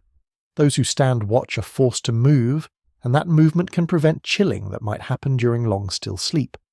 Those who sleep can conserve energy. Then they swap. The group stays functional across the night, not because the night is kind, but because the night is shared. You notice how the watch is also used to manage the fire. Someone on duty is responsible for keeping coals alive, not blazing, just alive enough that relighting in the dark is possible. A small ember can be guarded like a treasure. If the fire dies and the wood is damp, restarting it can take too long, and too long in winter feels dangerous. So the watch includes small chores: add a stick, shift a coal, shake ash aside. It is quiet labour that keeps the camp from sliding into a colder, harder morning. Historians still argue how strictly disciplined medieval watches are in different contexts. Some descriptions suggest rigorous schedules and penalties for sleeping on duty. Others suggest a looser reality, where exhaustion wins and watches become imperfect. The truth likely depends on leadership, the level of threat, and the experience of the troops. A camp under constant pressure behaves differently from a camp that feels safe. While you stand there, you begin to understand sound in winter. Snow absorbs footsteps. Wind carries whispers. A twig snapping can sound like a whole army if you're tired enough. Your mind tries to invent threats, because fear is a way of staying awake. You learn to distinguish ordinary noises, the steady munch of a horse, the clink of harness metal, the low murmur of someone turning in sleep. You also learn the camp's language of signals, a cough, a short call, a hissed word. Nothing fancy, just enough to let a sentry communicate without shouting into the night. A quirky tidbit drifts through the watch line. Some men claim that chewing something keeps you warmer, because it gives your body work to do and keeps saliva moving. You see a few chewing dried bread, gnawing on a strip of jerky, or even holding a pebble in the mouth to encourage swallowing. The pebble idea sounds absurd, but it appears in various folk practices, and in this camp, absurd does not automatically mean useless. Chewing does help you stay awake, at least. You try a small piece of hard bread and discover it doubles as jaw exercise and moral punishment. Joke one arrives as you chew. You think, congratulations. You have found a snack that tastes like homework. The rotation shifts. Another man approaches, eyes half-lidded, cloak pulled tight. You exchange places without ceremony. He takes the path. You take the bedding. Sliding back into the sleeping group feels like stepping into a warmer world. Your muscles relax as heat returns. You feel your own heartbeat slow. That transition is one of the strangest comforts of camp life, the contrast between exposed cold and shared warmth. But the night does not simply divide cleanly into awake and asleep. There are partial wake-ups, small duties, quick checks. Someone on watch wakes a companion to tend a fire. Someone else is roused to adjust a horse blanket or move an animal. These little interruptions keep bodies from staying still too long. They also keep minds alert enough to respond if something happens. The camp uses inconvenience as a tool. It is not kind, it is effective. You also notice that watch duty is sometimes given to those least likely to sleep well anyway. A man with a cough, a man nursing a minor injury, a man whose nerves are too loud. Better to put him to work than let him toss and freeze. There is also social punishment. A troublemaker might get an extra watch. A thief caught stealing might be forced to walk the cold perimeter until his legs remember the meaning of regret. Joke 2 slips in as you imagine modern consequences. You think, instead of a lecture, you get cold, which is honestly persuasive. The structure of night also changes eating and drinking. Some soldiers save a bit of warm broth for the mid-watch, because warm liquid can revive a body and keep hands steady. Others keep a sip of ale, not enough to get foolish, just enough to feel warmth in the throat. Alcohol is tricky. It makes you feel warm, but it can lead to heat loss by widening blood vessels near the skin. The camp's veterans warn against drinking too much in the cold, not because they are saints, but because they have seen men fall asleep drunk and wake up worse. Practical morality is still morality. In its own way, the watchline watches more than the enemy. It watches each other. If a man begins to shiver too hard, another might suggest he move more. If a sentry looks like he's drifting into sleep, someone bumps him, not kindly, but firmly. Sleep on duty endangers everyone. In winter, it also endangers the sleeper, because stillness can tip into numbness. So the watch becomes a small mutual policing system, rough but necessary. Toward the deepest part of night, the cold becomes a presence you can almost see. The air feels thicker, frost forms on the edges of cloth. Breaths glitter briefly in the firelight. Your eyelashes feel heavier. This is when rotation matters most. Those awake keep moving, those asleep keep conserving. The camp stays balanced on that exchange. Joke 3 arrives as your turn ends and you settle down again. You think, you have discovered the true medieval luxury. Not silk sheets, not a tent, but the simple moment when someone else takes the watch and you're allowed to stop fighting the air. You curl into your bedding. Warmth returns slowly, like water filling a cup. The sounds of footsteps fade into the background. The watch continues steady and quiet, and you drift off knowing that in a winter camp without tents, sleep survives because it is organized, shared, and broken into pieces that fit around the cold. The camp smells different near the animals. It is warmer, damper, and alive with a steady animal breathing that feels like a furnace you do not have to feed. You follow the sound of hooves shifting and the soft exhale of horses into the dim. The air is thick with hay dust, manure, leather, and that sweet, sour warmth that comes from bodies the size of small boats. If the human part of camp is smoke and wool, the animal part is heat and patience. You stand at the edge of a makeshift enclosure. It is not a proper stable with clean timbers and neat stalls. It is a rough boundary made of wagons, ropes, and whatever fencing could be dragged into place. Horses are precious, and not only because they carry knights or pull carts. They are engines. They are wealth. They are also, in winter, heaters with legs. A mainstream historical fact is easy to see here. Medieval armies depend on animals for transport, cavalry, and supply movement, and horses in particular require constant care, fodder, and protection. Losing horses in winter can cripple an army. That is why so much effort goes into keeping them sheltered from wind and fed enough to maintain body heat. The animals are not an afterthought. They are central. You notice that the horses are placed where wind is least aggressive. A wagon line forms a barrier. A bank or hedge is used as a back wall. If there is any building nearby, a barn, a shed, a ruined hall, animals are often moved into it first, not because they deserve comfort more than humans, but because the entire army's mobility depends on them. Still, humans benefit from the arrangement. Where the horses go, warmth goes. You learn that some soldiers sleep near the horses by choice, even if it means sharing space with odours that would make a modern person write an angry review. The warmth is real.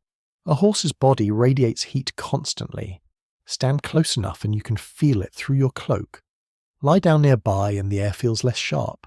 The ground may even be less frozen where animals have been standing, packed down and warmed slightly by hooves and breath. There are limits and rules. You do not sleep so close that you risk getting kicked. Horses shift in the night, and a sleepy horse does not consider your ribs a priority. You do not sleep where you block access to fodder or water. You do not sleep where the animal's waste collects, unless you have surrendered completely. The veterans know the safe zones. They choose positions behind a wagon wheel, near the outer edge of the enclosure, where warmth drifts but hooves cannot easily reach. You also see a more deliberate trick. Some camps create a windbreak stable, not a building, but a corridor. Wagons on one side, a line of brush or shields on the other, animals in between. The animals block wind with their mass. Their bodies warm the air. Humans then sleep along the sheltered sides. It is not cozy.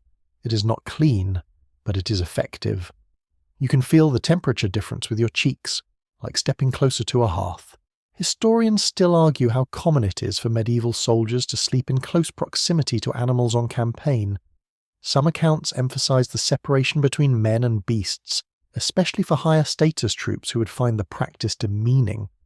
Other descriptions, especially in harsh conditions, suggest practicality wins, and men shelter where they can, including barns and animal spaces. The truth is likely varied. In winter, necessity tends to lower standards. A quirky tidbit arrives in the form of a story told by a man brushing a horse's coat. He claims that some soldiers would tuck their feet near a horse's flank for a short time to warm them, then retreat to bedding. He swears the horse does not mind if you are gentle. Another man snorts and says the horse minds plenty.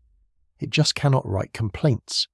You do not test the theory directly, but you believe the impulse. When feet go numb, you start to consider friendships with anything that has a pulse. You watch how people care for the animals in the cold, and you realize the care is also a way of staying warm. Grooming a horse is work. Carrying water is work. Cutting and hauling fodder is work.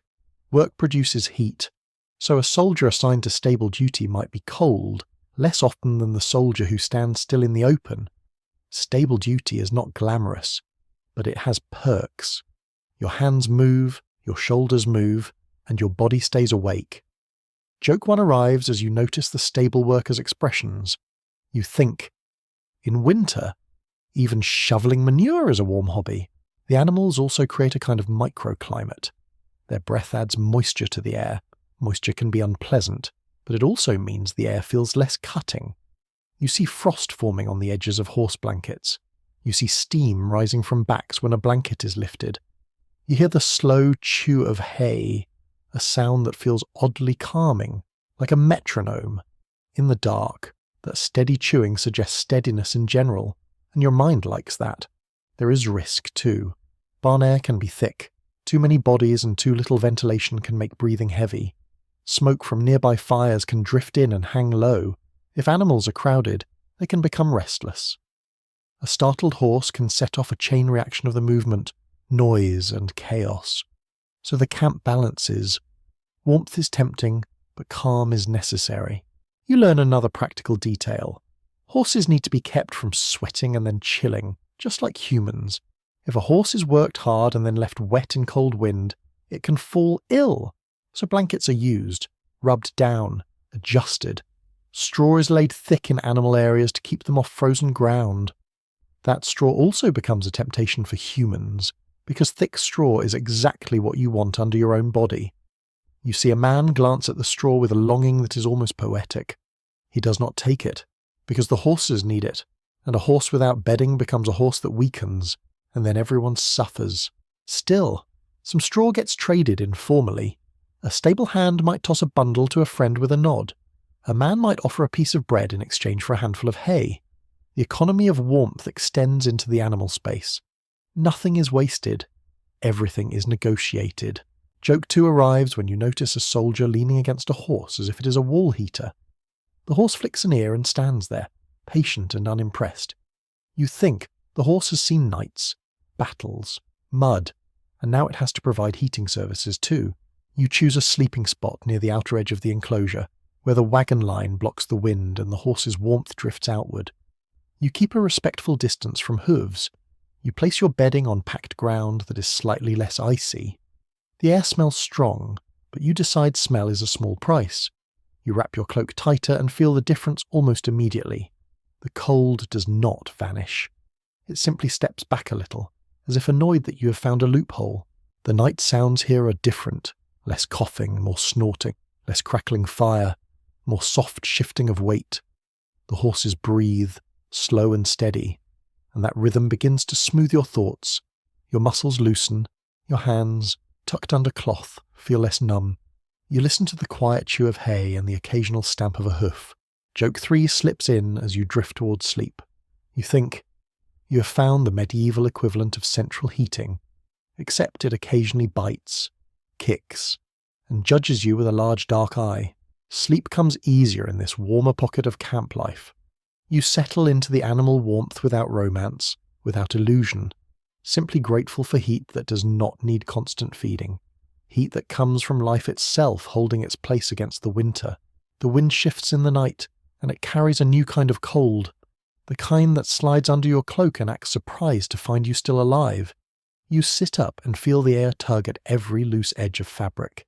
Nearby, someone is already awake, not because he is eager, but because he has decided the only way to win is to build something between himself and the sky. You follow him, and you find a corner of camp where people are making shelter without calling it a tent. Nobody says, "Here is my tent." They say, "Help me with this pole." They say, "Hold that rope." They say, "If it collapses, pretend you never met me." Improvised shelters are everywhere once you learn to see them.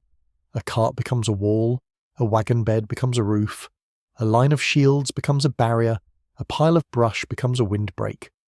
The goal is not comfort in the modern sense. The goal is a reduction, less wind, less snow on your face, less time spent waking up to scrape frost off your eyelids. A mainstream historical fact sits inside the mess of poles and rope. Medieval armies travel with baggage, wagons, and pack animals, and camps are often built around this moving infrastructure. Even when ordinary troops lack tents, they still have access to transport gear, spare cloth, tools, and the landscape itself. Camps routinely use wagons and carts for defence as well as storage, forming lines or circles that can be guarded. Those same wagon lines become practical shelter structures, because a wall is a wall whether it is for arrows or wind. You watch a group build a lean-to. They choose a cart on the windward side, then prop long poles against it at an angle. The poles are lashed with rope or strips of cloth. On top they lay a brush, branches, and any scrap of fabric they can spare. The result looks like a slanted back, a little wedge of space underneath. It is not tall enough to stand in, but it does not need to be. It needs to let you lie down and breathe without the wind drilling into your ribs. You crawl under and feel the difference immediately. The air is stiller. Your breath stays near your face for a moment before drifting away. The darkness inside feels thicker, which oddly helps. Darkness makes the space feel contained. Contained spaces feel warmer, even when they are not truly warm. Your body believes what your senses suggest. Another shelter is built from brush alone. Men cut branches, stack them into a low wall, then lay more branches across the top like ribs. Over that they drape cloaks and sacks, sealing gaps. It is a crude hut, barely waist high. It smells like sap and damp bark. When you touch the inside, needles and twigs scratch your sleeve, yet it blocks wind. Wind is the main enemy here, and blocking it is half the battle. A few soldiers build a shelter using shields, and it looks like a strange sculpture. They plant the shield rims into the snow and lean them together in a shallow arc, like a roof made of wood and leather. Then they throw cloth over the top. It is tight, low, and probably miserable if you are claustrophobic. But it holds. A shield is meant to stop force. It also stops air. You watch a man pat the shield roof proudly, as if he has invented architecture. Joke one arrives as you realise what is happening. You think, so this is medieval interior design. The theme is survive, and the colour palette is wet brown. You notice that these shelters are not just for sleeping, they're also for keeping gear from freezing into uselessness. Leather stiffens. Bowstrings suffer in damp and cold. Food can turn rock hard. A small covered space can protect the things that keep you alive. A man stores his spare cord under a lean-to. Another tucks a bundle of arrows where snow cannot settle on the fletching. Another keeps a small pot turned upside down under cover, because even a thin layer of shelter can prevent it from filling with snow. The camp also uses natural features as shelter, and this is where the landscape becomes an accomplice. A bank of earth, the lee side of a hedge, the hollow behind a stone wall, the corner of a ruined building. If the army passes a village with abandoned sheds, those sheds become prized. People do not ask permission from an empty building, they simply move in. That is one of the ugly truths of campaigning. War rearranges ownership quickly. You step into the shell of a broken outbuilding, half-roofed, with one wall missing. It is colder than a real house, but warmer than the open. The roof blocks falling snow. The remaining walls block wind from two directions. People lay bedding along the inner edge, and the space fills with the smell of damp wood and old hay. It feels like shelter, even though it is mostly holes. Your mind relaxes at the idea of overhead cover. Historians still argue how often medieval armies intentionally built semi-permanent camp structures versus relying on quick improvisation. Some armies, especially those staying in one place for a siege, create more organised encampments and may use carpentry and earthworks to improve living conditions. Other forces moving quickly may never invest the time, because time is also a weapon.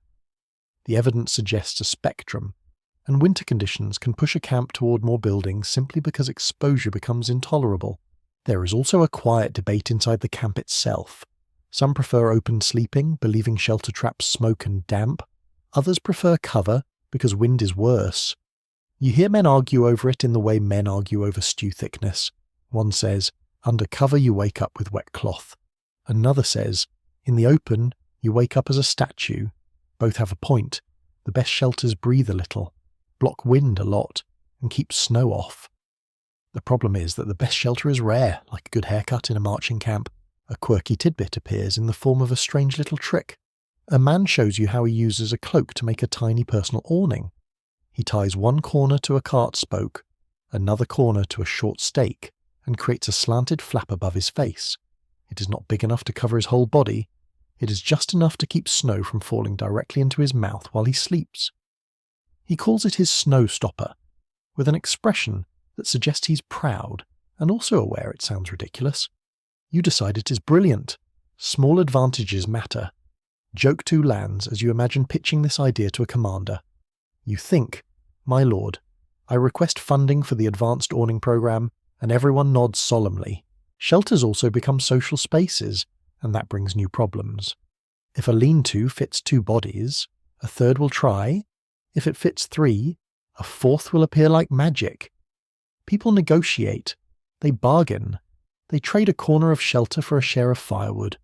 They trade a spot under a wagon for a promise of watch duty. Shelter becomes currency, because shelter is warmth, and warmth is everything. You learn to build your own small windbreak. You choose a place beside a wagon line where the ground is packed. You set a pole at an angle and lash it to the wagon frame. You add another pole and make a simple ridge. You drape a piece of sackcloth over it, then pile brush along the lower edge to seal gaps. It is low and ugly. It is also yours, which means you can control where your breath goes and where your boots sit. Control is rare in a winter camp, so it feels precious. As you crawl inside, you notice how the sound changes. Wind becomes a distant hiss instead of a direct slap. The camp noises outside are muted. Your shelter feels like a small pocket carved out of chaos. You can still smell smoke. You can still feel cold seeping in, because the air is cold everywhere. Yet the absence of moving air makes your body calm. Calm is half of sleep. You also notice one more benefit. A shelter provides psychological cover, even if an enemy is not nearby. Your mind rests more easily when it feels less exposed. A roof, even a patch of cloth and sticks, tells your brain that you're not under the full gaze of the sky. That may sound silly, but humans are animals that like ceilings. Joke 3 drifts in as you settle your cloak and tuck your hands in. You think. You've built a home so small that a modern real estate agent would list it as cozy, and then run away. The night outside continues. The wind tests the edges of your shelter. The brush rustle. The cloth flutters softly. But the structure holds. You breathe slowly and let your warmth gather in the still air. In this camp, without tents, shelter is not a single object you carry. It is a habit of shaping whatever is around you into something that blocks wind, catches snow, and gives your body a chance to rest. You start to notice that the cold does not only live in the air, it lives in your stomach too. When you go to sleep hungry, the night feels sharper, as if the winter has permission to get personal. When you eat enough, the cold is still there, but it has to work harder, like it is pushing against a door that is finely latched. In camp, food is not just food. Food is fuel. It is insulation you swallow. You drift toward the cooking area, following the smell of something simmering that could be called stew if you're generous. A pot hangs over coals, and inside it is a thick, slow mixture of grains, scraps of meat, maybe peas, maybe onions if the gods are smiling. People call this kind of thing pottage, and it appears across medieval life because it is flexible. You can add almost anything to it, and it will still become warm in your belly. Warmth in your belly becomes warmth in your fingers, or at least it helps. A mainstream historical fact sits in the pot. Medieval soldiers often eat simple staples like bread, porridge, pottage, salted or dried meat, cheese, and whatever can be foraged or requisitioned locally. Armies try to move with supplies, but winter makes transport harder and makes local resources scarcer. So meals become repetitive and opportunistic. When you hear someone say, "We eat what we can," it is not a slogan. It is the entire menu. You watch the way people value fat, not as a flavour, but as a strategy. A lean meal fills you for a moment. A fatty meal keeps you going. Animal fat, butter, lard, tallow, cheese. Anything rich becomes precious because it is dense energy. In cold weather, your body burns more to maintain temperature, and you can feel that burn as a constant appetite that never quite shuts up. Someone cuts a piece of salted pork and holds it near the fire to soften the edge. The fat turns glossy. He eats it slowly, eyes half closed, as if he is tasting comfort itself. Another man stirs the pot and adds a spoonful of grease saved from cooking. It slides in like a secret ingredient. The stew looks more alive afterward, shimmering slightly. It is not gourmet, it is effective. Joke 1 arrives when you realise what the camp is doing. You think you're not eating dinner, you're loading your internal furnace, and the chef is basically a medieval mechanic. You also notice timing matters. People want something warm before sleep, not because it is fancy, but because warm liquid and warm food can raise body temperature a little and help you settle. A bellyful of hot broth feels like a small coal tucked inside you. It does not last all night, but it can carry you into the first stretch of sleep with less shivering. The camp's cooks, if they deserve that title, understand this instinctively. They save a ladle for late, sometimes giving a portion to those who come off watch, sometimes giving a portion to those about to go on. A warm bowl can be a bribe, a reward, or a way to keep a sentry from becoming a frozen statue. You see a man take his bowl and hold it close, warming his hands on the wood or clay, inhaling steam like it is medicine. Then there is bread, hard bread, dense bread, bread that could double as a building material. It is carried because it travels. In winter, it can freeze, and you watch men soften it by holding it near the fire, or dipping it into broth, or simply gnawing it like a patient animal. If you dip bread into fat, it becomes better. If you dip bread into stew, it becomes edible.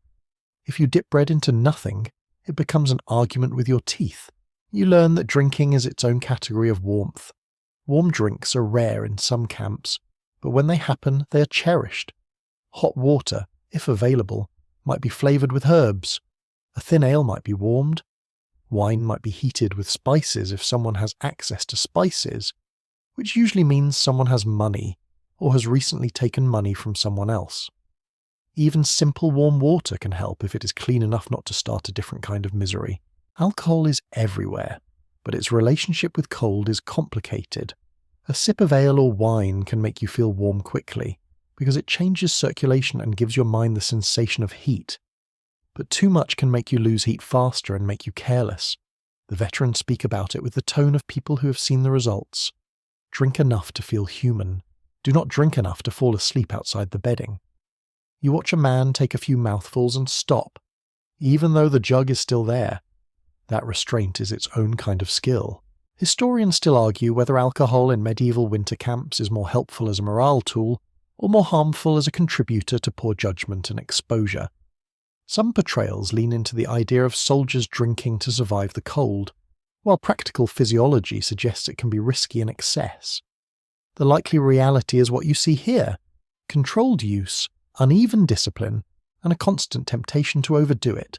A quirky tidbit appears when someone offers you a drink that looks like cloudy brown water and calls it a fortified ale, he explains, with complete seriousness, that someone has stirred a knob of butter or fat into it.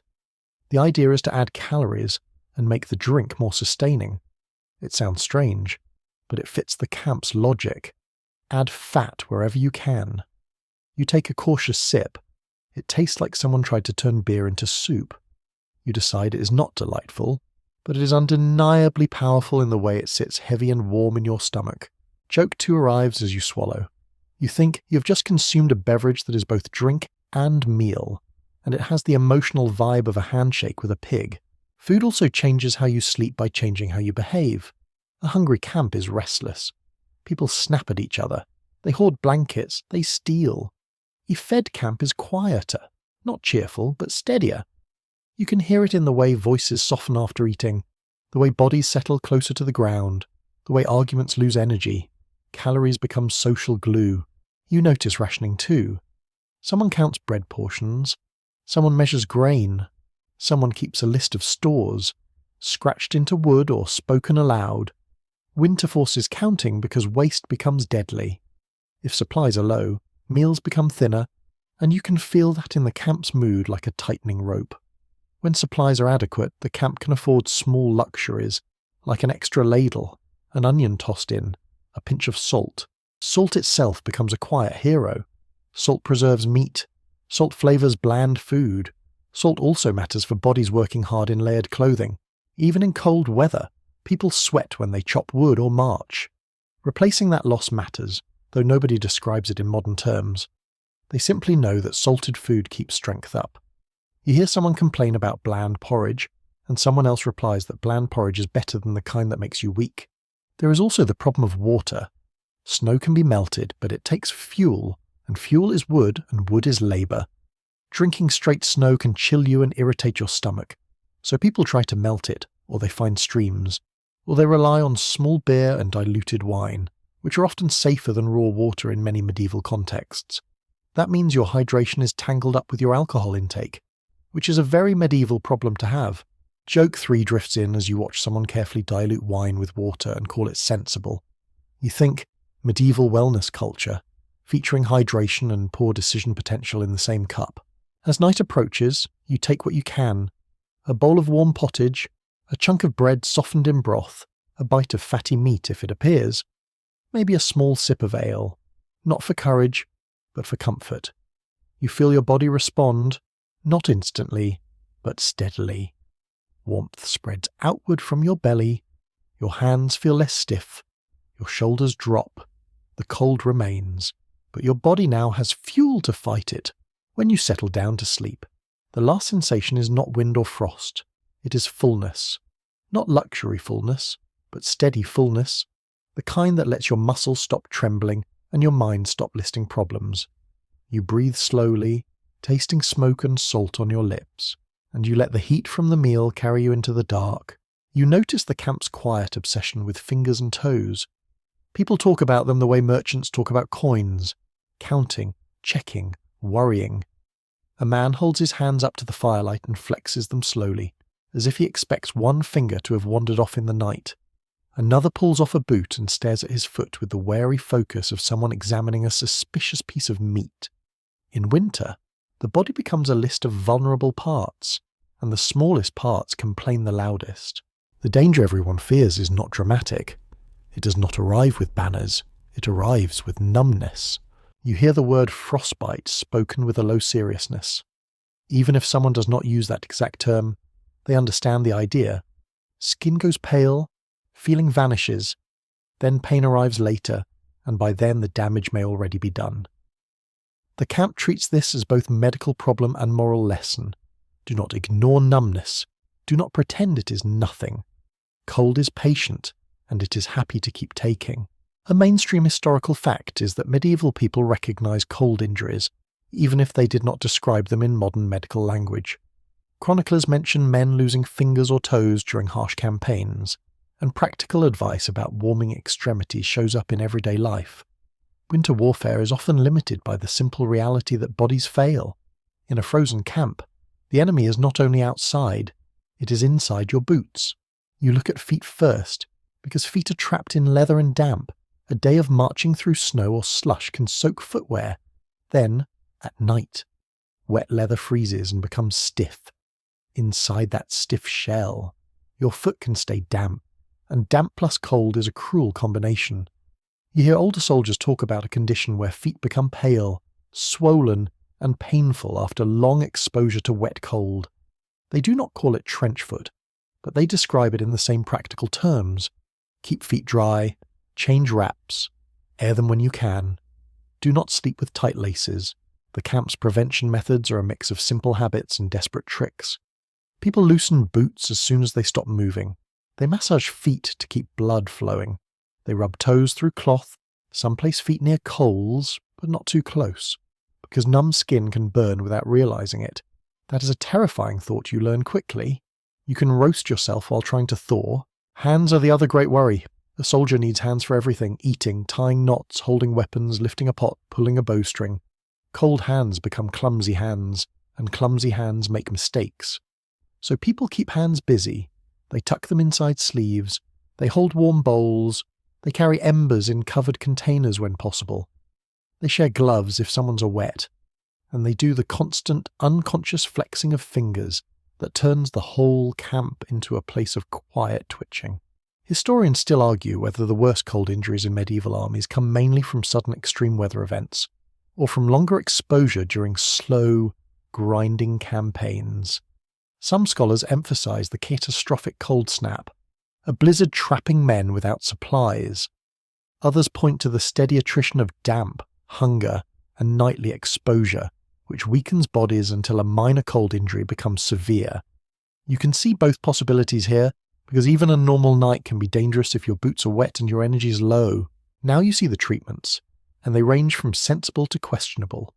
The sensible part begins with gradual warming. A veteran warns you not to shove a numb hand straight into high heat. Rapid warming can hurt intensely and may worsen damage. Instead, he suggests warming it slowly, close to the body, under armpits, against the belly, between layers of cloth. This advice feels surprisingly modern, and it is rooted in observation. Sudden heat can be a shock. Slow warmth can restore feeling without causing new injury. Then there is a rubbing. People rub hands and feet, not roughly but steadily, trying to bring blood back. Some rub with cloth, some rub with their own hands, some rub another person's hands, which is both helpful and slightly awkward, because medieval friendship often looks like grumbling while doing the right thing. A quirky tidbit surfaces when a man produces a small lump of animal fat and swears by it as a protective layer. He says rubbing fat on skin helps block wind and moisture. Grease can make skin feel less dry, and it can repel some water, though it also attracts dirt and smells like a kitchen. The camp does not care about elegance. The man smears a little on his cheeks and nose, and his face shines faintly in the firelight. He looks like he is auditioning to be a very tired seal. Joke 1 arrives as you watch. You think, beauty standards have fallen, and honestly, they were never great to begin with. There are herbal ideas too. Someone mentions warming salves with rosemary or other plants, not because herbs create heat, but because the scent and the ritual make people feel cared for. Feeling cared for matters more than you might expect. In a harsh camp, a small act of treatment can keep someone from giving up mentally. The camp may not have medicine in the formal sense, but it has attention, and attention can be a form of medicine. You also hear folk warnings about alcohol as treatment. Some claim a sip helps warm the blood. Others insist it makes you careless and worse off. You watch how the veterans handle it. If someone is chilled, they give warm broth first. They encourage movement. They add layers. Alcohol, if it appears, is given carefully or not at all. They have learned that feeling warm is not the same as being warm. The camp has its own triage system. Mild numbness gets self-care. Severe discoloration or swelling attracts a cluster of worried faces. Someone is told to keep the limb protected. Someone else is told to stop working and rest. That order is not always followed, because work is survival too. But when a person's hands stop working, the whole unit suffers. So there is pressure to take cold injuries seriously. You notice another danger tied to sleep. People who fall asleep too close to cold ground, with damp clothing, may cool slowly without realizing. Shivering is a warning sign, but exhaustion can dull it. That is why groups keep an eye on each other. A man who stops responding or stops moving might be nudged awake. Not gently. Gently is for summer. In winter, a rough shove can be kindness. Joke 2 lands quietly as you see it happen. You think, the camp's bedtime routine includes friendship and mild assault. Some soldiers try to prevent foot problems by making their sleeping setup include a foot pocket, wrapping cloth around the feet so air warms inside. Others use spare straw under the calves and heels, because pressure points lose heat fastest. You learn to avoid direct contact between bare skin and cold metal, which includes buckles and weapons. Touching metal with damp skin can feel like being bitten, so people keep metal away from the face and fingers during sleep. The camp also deals with infections, because cold injury can lead to damaged skin, and damaged skin can become a doorway for sickness. People do not talk about bacteria, but they do talk about rot, about swelling, about fevers. They clean wounds when they can. They use boiled water if there is fuel. They use cloth that is not too filthy, which is a low standard but still a standard. Then you see the psychological side. Fear of cold injury changes behaviour. Men become protective of their boots. They become possessive of dry cloth. They hoard grease and salves. They avoid unnecessary wet work. They complain loudly about crossings, streams and slush. Complaining becomes a safety tool, because it reminds everyone to pay attention. Historians still argue whether medieval commanders adapted tactics and marching schedules specifically to reduce cold injuries, such as shorter marches, more rest stops, or seeking winter quarters earlier. Some evidence suggests careful planning in certain campaigns, while other cases show brutal disregard or simple lack of options. Winter can trap an army into hardship where planning becomes wishful thinking. As night settles, you do a careful body check that feels almost ceremonial. Fingers, wiggling, toes, flexing, face, feeling for numb spots on nose and cheeks. You adjust your hood so your ears are covered. You loosen your boots slightly. You tuck your hands inside cloth.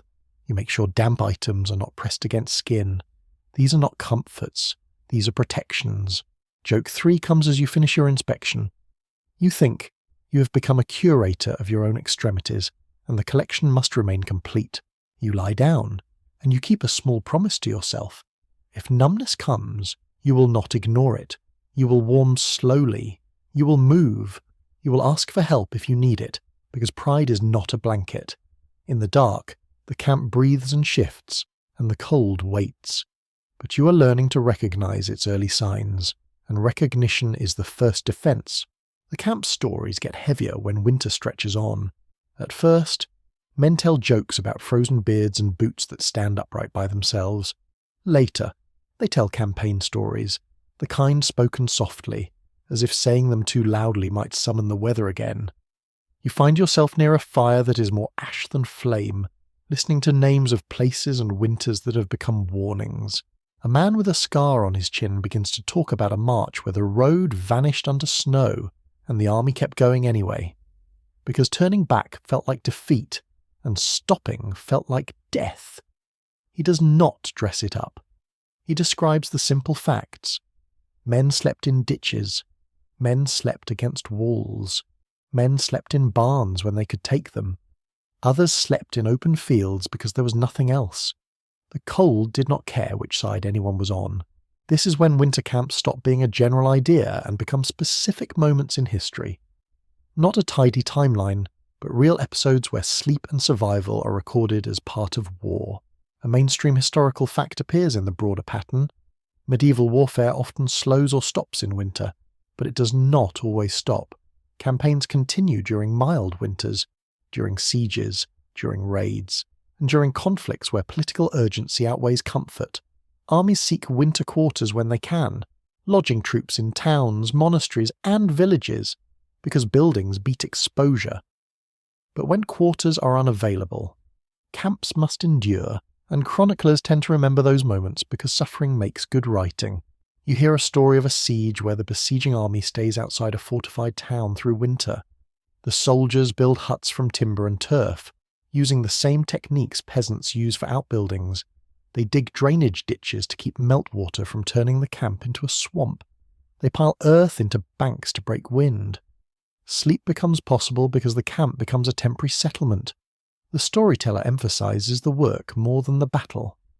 He says men chopped wood until their hands cracked, then wrapped the cracks and kept chopping. The war, in his telling, is a backdrop. The real fight is against exposure. Another storyteller, an older archer, speaks about raids in snow where the army carries little baggage to move fast. In that kind of campaign, there is no time to build huts. There is only quick shelter, a windbreak made from shields, a hollow scraped behind a hedge, a shared pile of cloaks under the lee of a wagon. He describes nights where sleep is not a long rest, but a series of short dozes between watches, with everyone waking often to stamp feet and check fingers. His voice carries a kind of grim humour, as if laughing is the only luxury he can still afford. Historians still argue about how often medieval soldiers truly experienced the extreme winter hardships described in narrative sources. Some scholars suggest chroniclers exaggerate suffering to emphasise moral lessons or divine testing. Others point out that even with exaggeration, winter conditions in a poorly supplied army are genuinely brutal, and repeated mentions across regions indicate real patterns. The debate is not about whether winter is hard, it is about how representative the most dramatic accounts are. A quirky tidbit comes from a man who claims he once saw soldiers sleep inside large empty barrels during a winter siege, curling up like cats to escape wind. You do not know if this is literal truth or camp folklore, but you can picture it. Barrels exist. Humans fit into surprising spaces when desperate. The idea has the ring of something that could happen at least once, and once is enough to become a story. The conversation turns to famous winters. Someone mentions a winter campaign where rivers froze and armies could cross where they normally could not. Frozen water becomes a road, and that changes strategy. It also changes sleep, because ice-cold air rises off the frozen surface and makes camp colder. Sleeping near a river in winter can feel like sleeping beside a giant slab of ice that radiates misery. So camps shift away from the bank when possible, choosing higher ground even if the walk to water is harder. Another man describes travelling with a baggage train that bogs down in snow. When wagons cannot move, supplies cannot follow.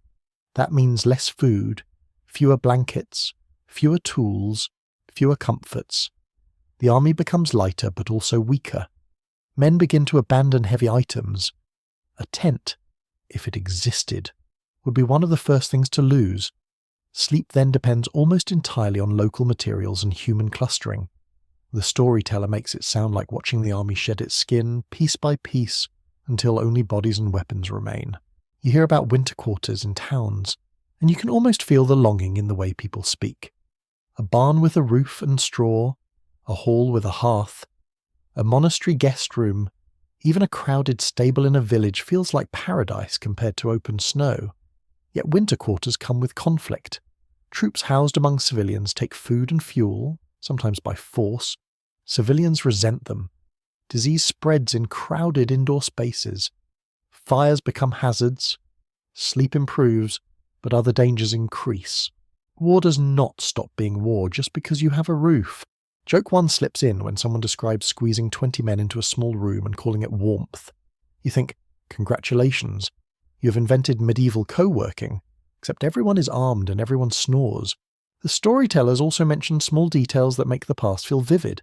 They talk about waking with hair frozen to cloth, about boots that must be warmed before they can be bent, about bread that freezes into a block and must be cracked like stone, about men who sleep with weapons across their chest because it is the only way to keep the metal from becoming painfully cold, about the sound of armour in winter, stiffer, louder, more brittle in the cold air. Some speak of commanders ordering fires reduced at night for secrecy, forcing men to rely on bedding and body heat. Others speak of commanders ordering increased wood gathering, turning whole units into woodcutters. Winter changes roles. Knights cut brush, archers haul straw. Everyone becomes a labourer because everyone wants to sleep. Historians still argue how much winter hardship influences the outcomes of medieval campaigns. Some argue winter primarily limits campaigning and forces negotiation or delay. Others argue winter can be used strategically, catching opponents unprepared, exploiting frozen rivers, or besieging when defenders are hungry. The reality seems to be that winter is both obstacle and opportunity, but it demands a price in human endurance. A quirky detail appears when someone mentions that in certain regions, soldiers learn to use snow as building material in a deliberate way, shaping banks and walls to create sheltered lanes between sleeping areas and fires. This creates a camp that feels like a maze, with wind blocked and paths protected. Whether common or rare, the concept shows how people adapt when forced. Winter becomes not just a season, but a construction material. Joke 2 arrives as you picture the maze of snow walls. You think, medieval urban planning, brought to you by cold panic and a shovel. As the fire dies down, the stories soften, voices lower. People begin to drift into silence, each person holding their own mental image of a harsh night somewhere far away in time and space. You realize that these stories are not told to impress, they are told to teach. Each story contains a lesson. Do not trust thin ice. Do not sleep alone in open wind. Do not let your boots get wet if you can help it. Do not waste food. Do not assume winter will be gentle. Joke 3 comes as you listen to the last story, a man describing how he once tried to warm his feet by sticking them too close to a fire and ended up with singed wraps that smelled like burnt bread. You think. The camp's greatest literature is made of mistake, and everyone is both author and audience. You settle down with these stories in your mind, not as a neat history lecture, but as a chain of lived memories. Winter camps without tents are not a single image. They are many images, stitched together by the same needs. A barrier against wind, insulation against ground, fuel in the belly, warmth shared between bodies, and a stubborn refusal to let the night take more than it has to.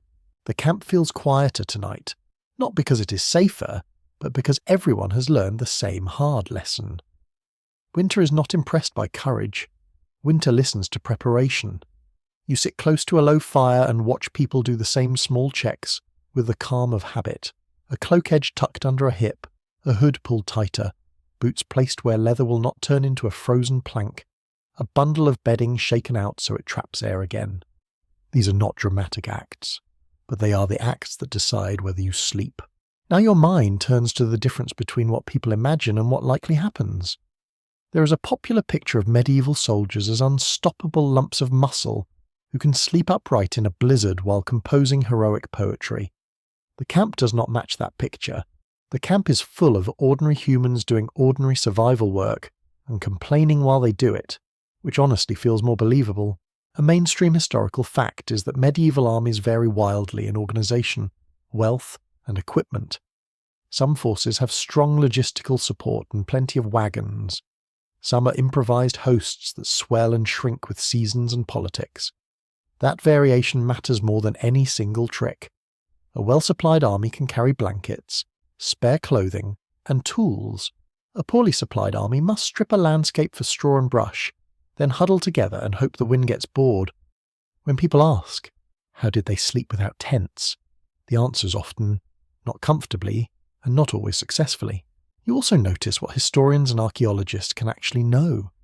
They can read campaign chronicles, but those writers love drama. They can read account rolls and supply lists, which are boring but honest about what was bought and moved. They can look at images in manuscripts which show camps, but images can be symbolic or idealized. They can study earthworks and traces of temporary settlements, but sleeping hollows and brush beds rarely leave clean evidence. Winter sleep is soft history. It happens in materials that decay. Historians still argue whether the common soldier in many medieval European campaigns regularly carried a personal blanket as part of standard kit, or whether blankets were more often a household item brought only by some men and supplied only sometimes. The debate matters because it changes the baseline. If most men have blankets, the camp can focus on windbreaks and ground insulation. If most men do not, the camp leans harder on cloaks, shared bedding, and whatever can be gathered locally. The truth likely shifts over centuries, regions, and types of troops. You see the myths forming in real time.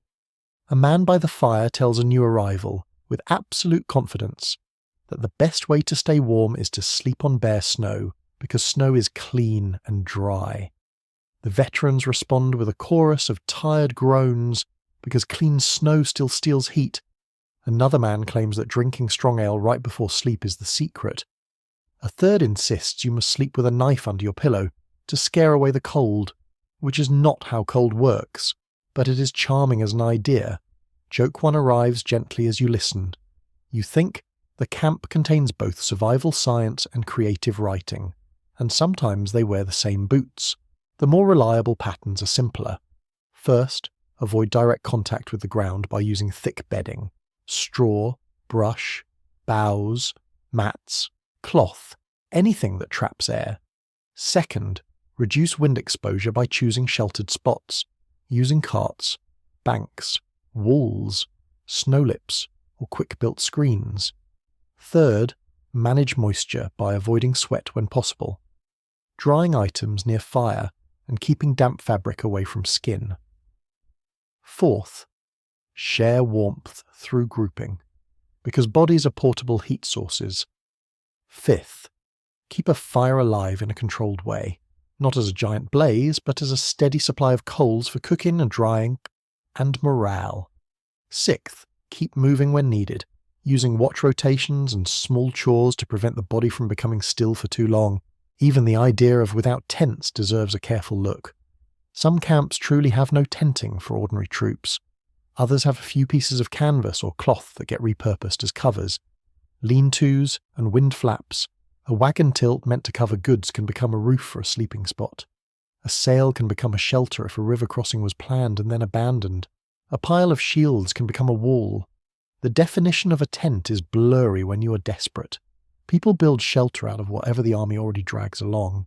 A quirky tidbit surfaces from a man who swears that in one winter camp he saw soldiers fill empty wineskins with warmed sand, then tuck them near their feet like little heaters. It sounds unlikely at first. Then you picture the logic. Sand holds heat for a while, a skin holds sand, a fire warms sand. It is plausible enough to make you pause. The medieval world is full of small inventions that appear, work once, and then vanish from written record because nobody thinks to document it. That is the nature of improvisation. Joke 2 comes as you imagine the line of soldiers carefully heating sand like they are bakers. You think, congratulations. You have invented the medieval hot water bottle, except it is a hot sand bottle. which is somehow more on brand for this era. The biggest misunderstanding, you realise, is the idea that there is one universal method. The camp is a patchwork. Some sleep under brush roofs, some sleep in snow hollows, some sleep near animals, some sleep in barns, some sleep in tight groups, some sleep alone because they have authority or because they have nowhere else to fit. The methods overlap and shift with weather, terrain, and supply. A mild winter night encourages laziness. A biting wind forces construction. A snowstorm turns everything into emergency. Another scholarly debate sneaks into your thoughts as you watch the fire pulse. Historians still argue whether chroniclers describing extreme winter suffering are reporting what most soldiers experience, or highlighting the worst moments to make moral points about leadership, sin, or divine judgment. The answer may be both. Winter hardship is real, but writers select what to emphasize. The camp itself is quieter evidence. It shows you what people do when no one is watching with a pen. They gather, they layer, they dig, they trade, they mutter, they keep going. You lie down and feel how small improvements create big effects. A thicker bed reduces heat loss. A better windbreak calms the air.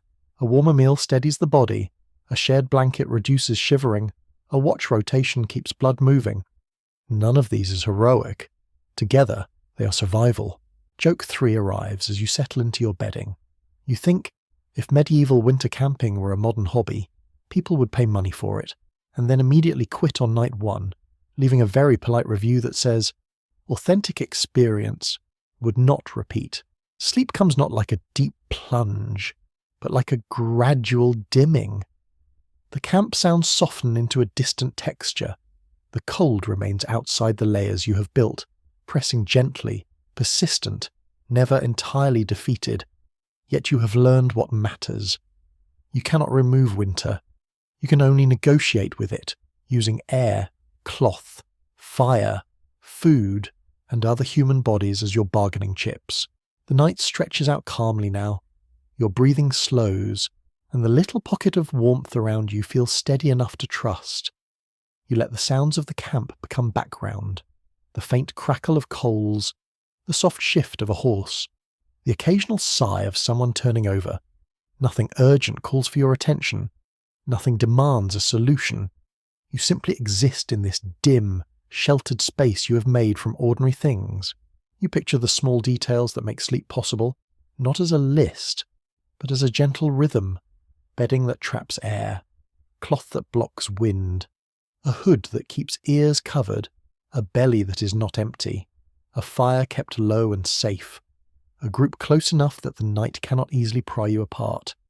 These are not grand victories, but they are quiet ones, the kind that let your muscles loosen and your jaw unclench. Your thoughts drift, slower and softer, like smoke rising and thinning into the dark. The cold becomes less sharp in your mind, more like a distant presence beyond a door you have closed. You feel the weight of your cloak, the steady warmth building under it, the familiar comfort of stillness. The camp is only a shadow now, a gentle shape around you, and the sky above feels far away. You allow yourself to be drowsy. You allow yourself to let go. Nothing needs to be proven. Nothing needs to be endured with a dramatic face. You simply rest, because rest is useful, and because rest is allowed. Your body does what bodies do when given a chance. It warms itself from the inside. It settles. It becomes quiet. In the last moments before sleep takes you fully, you imagine the winter air outside, moving over snow and brush and wagons, unable to reach you properly. You imagine it losing interest, sliding past, searching for an easier target, and finding none. The camp holds, you hold, your breathing stays slow, gentle, even. End of script. Sweet dreams.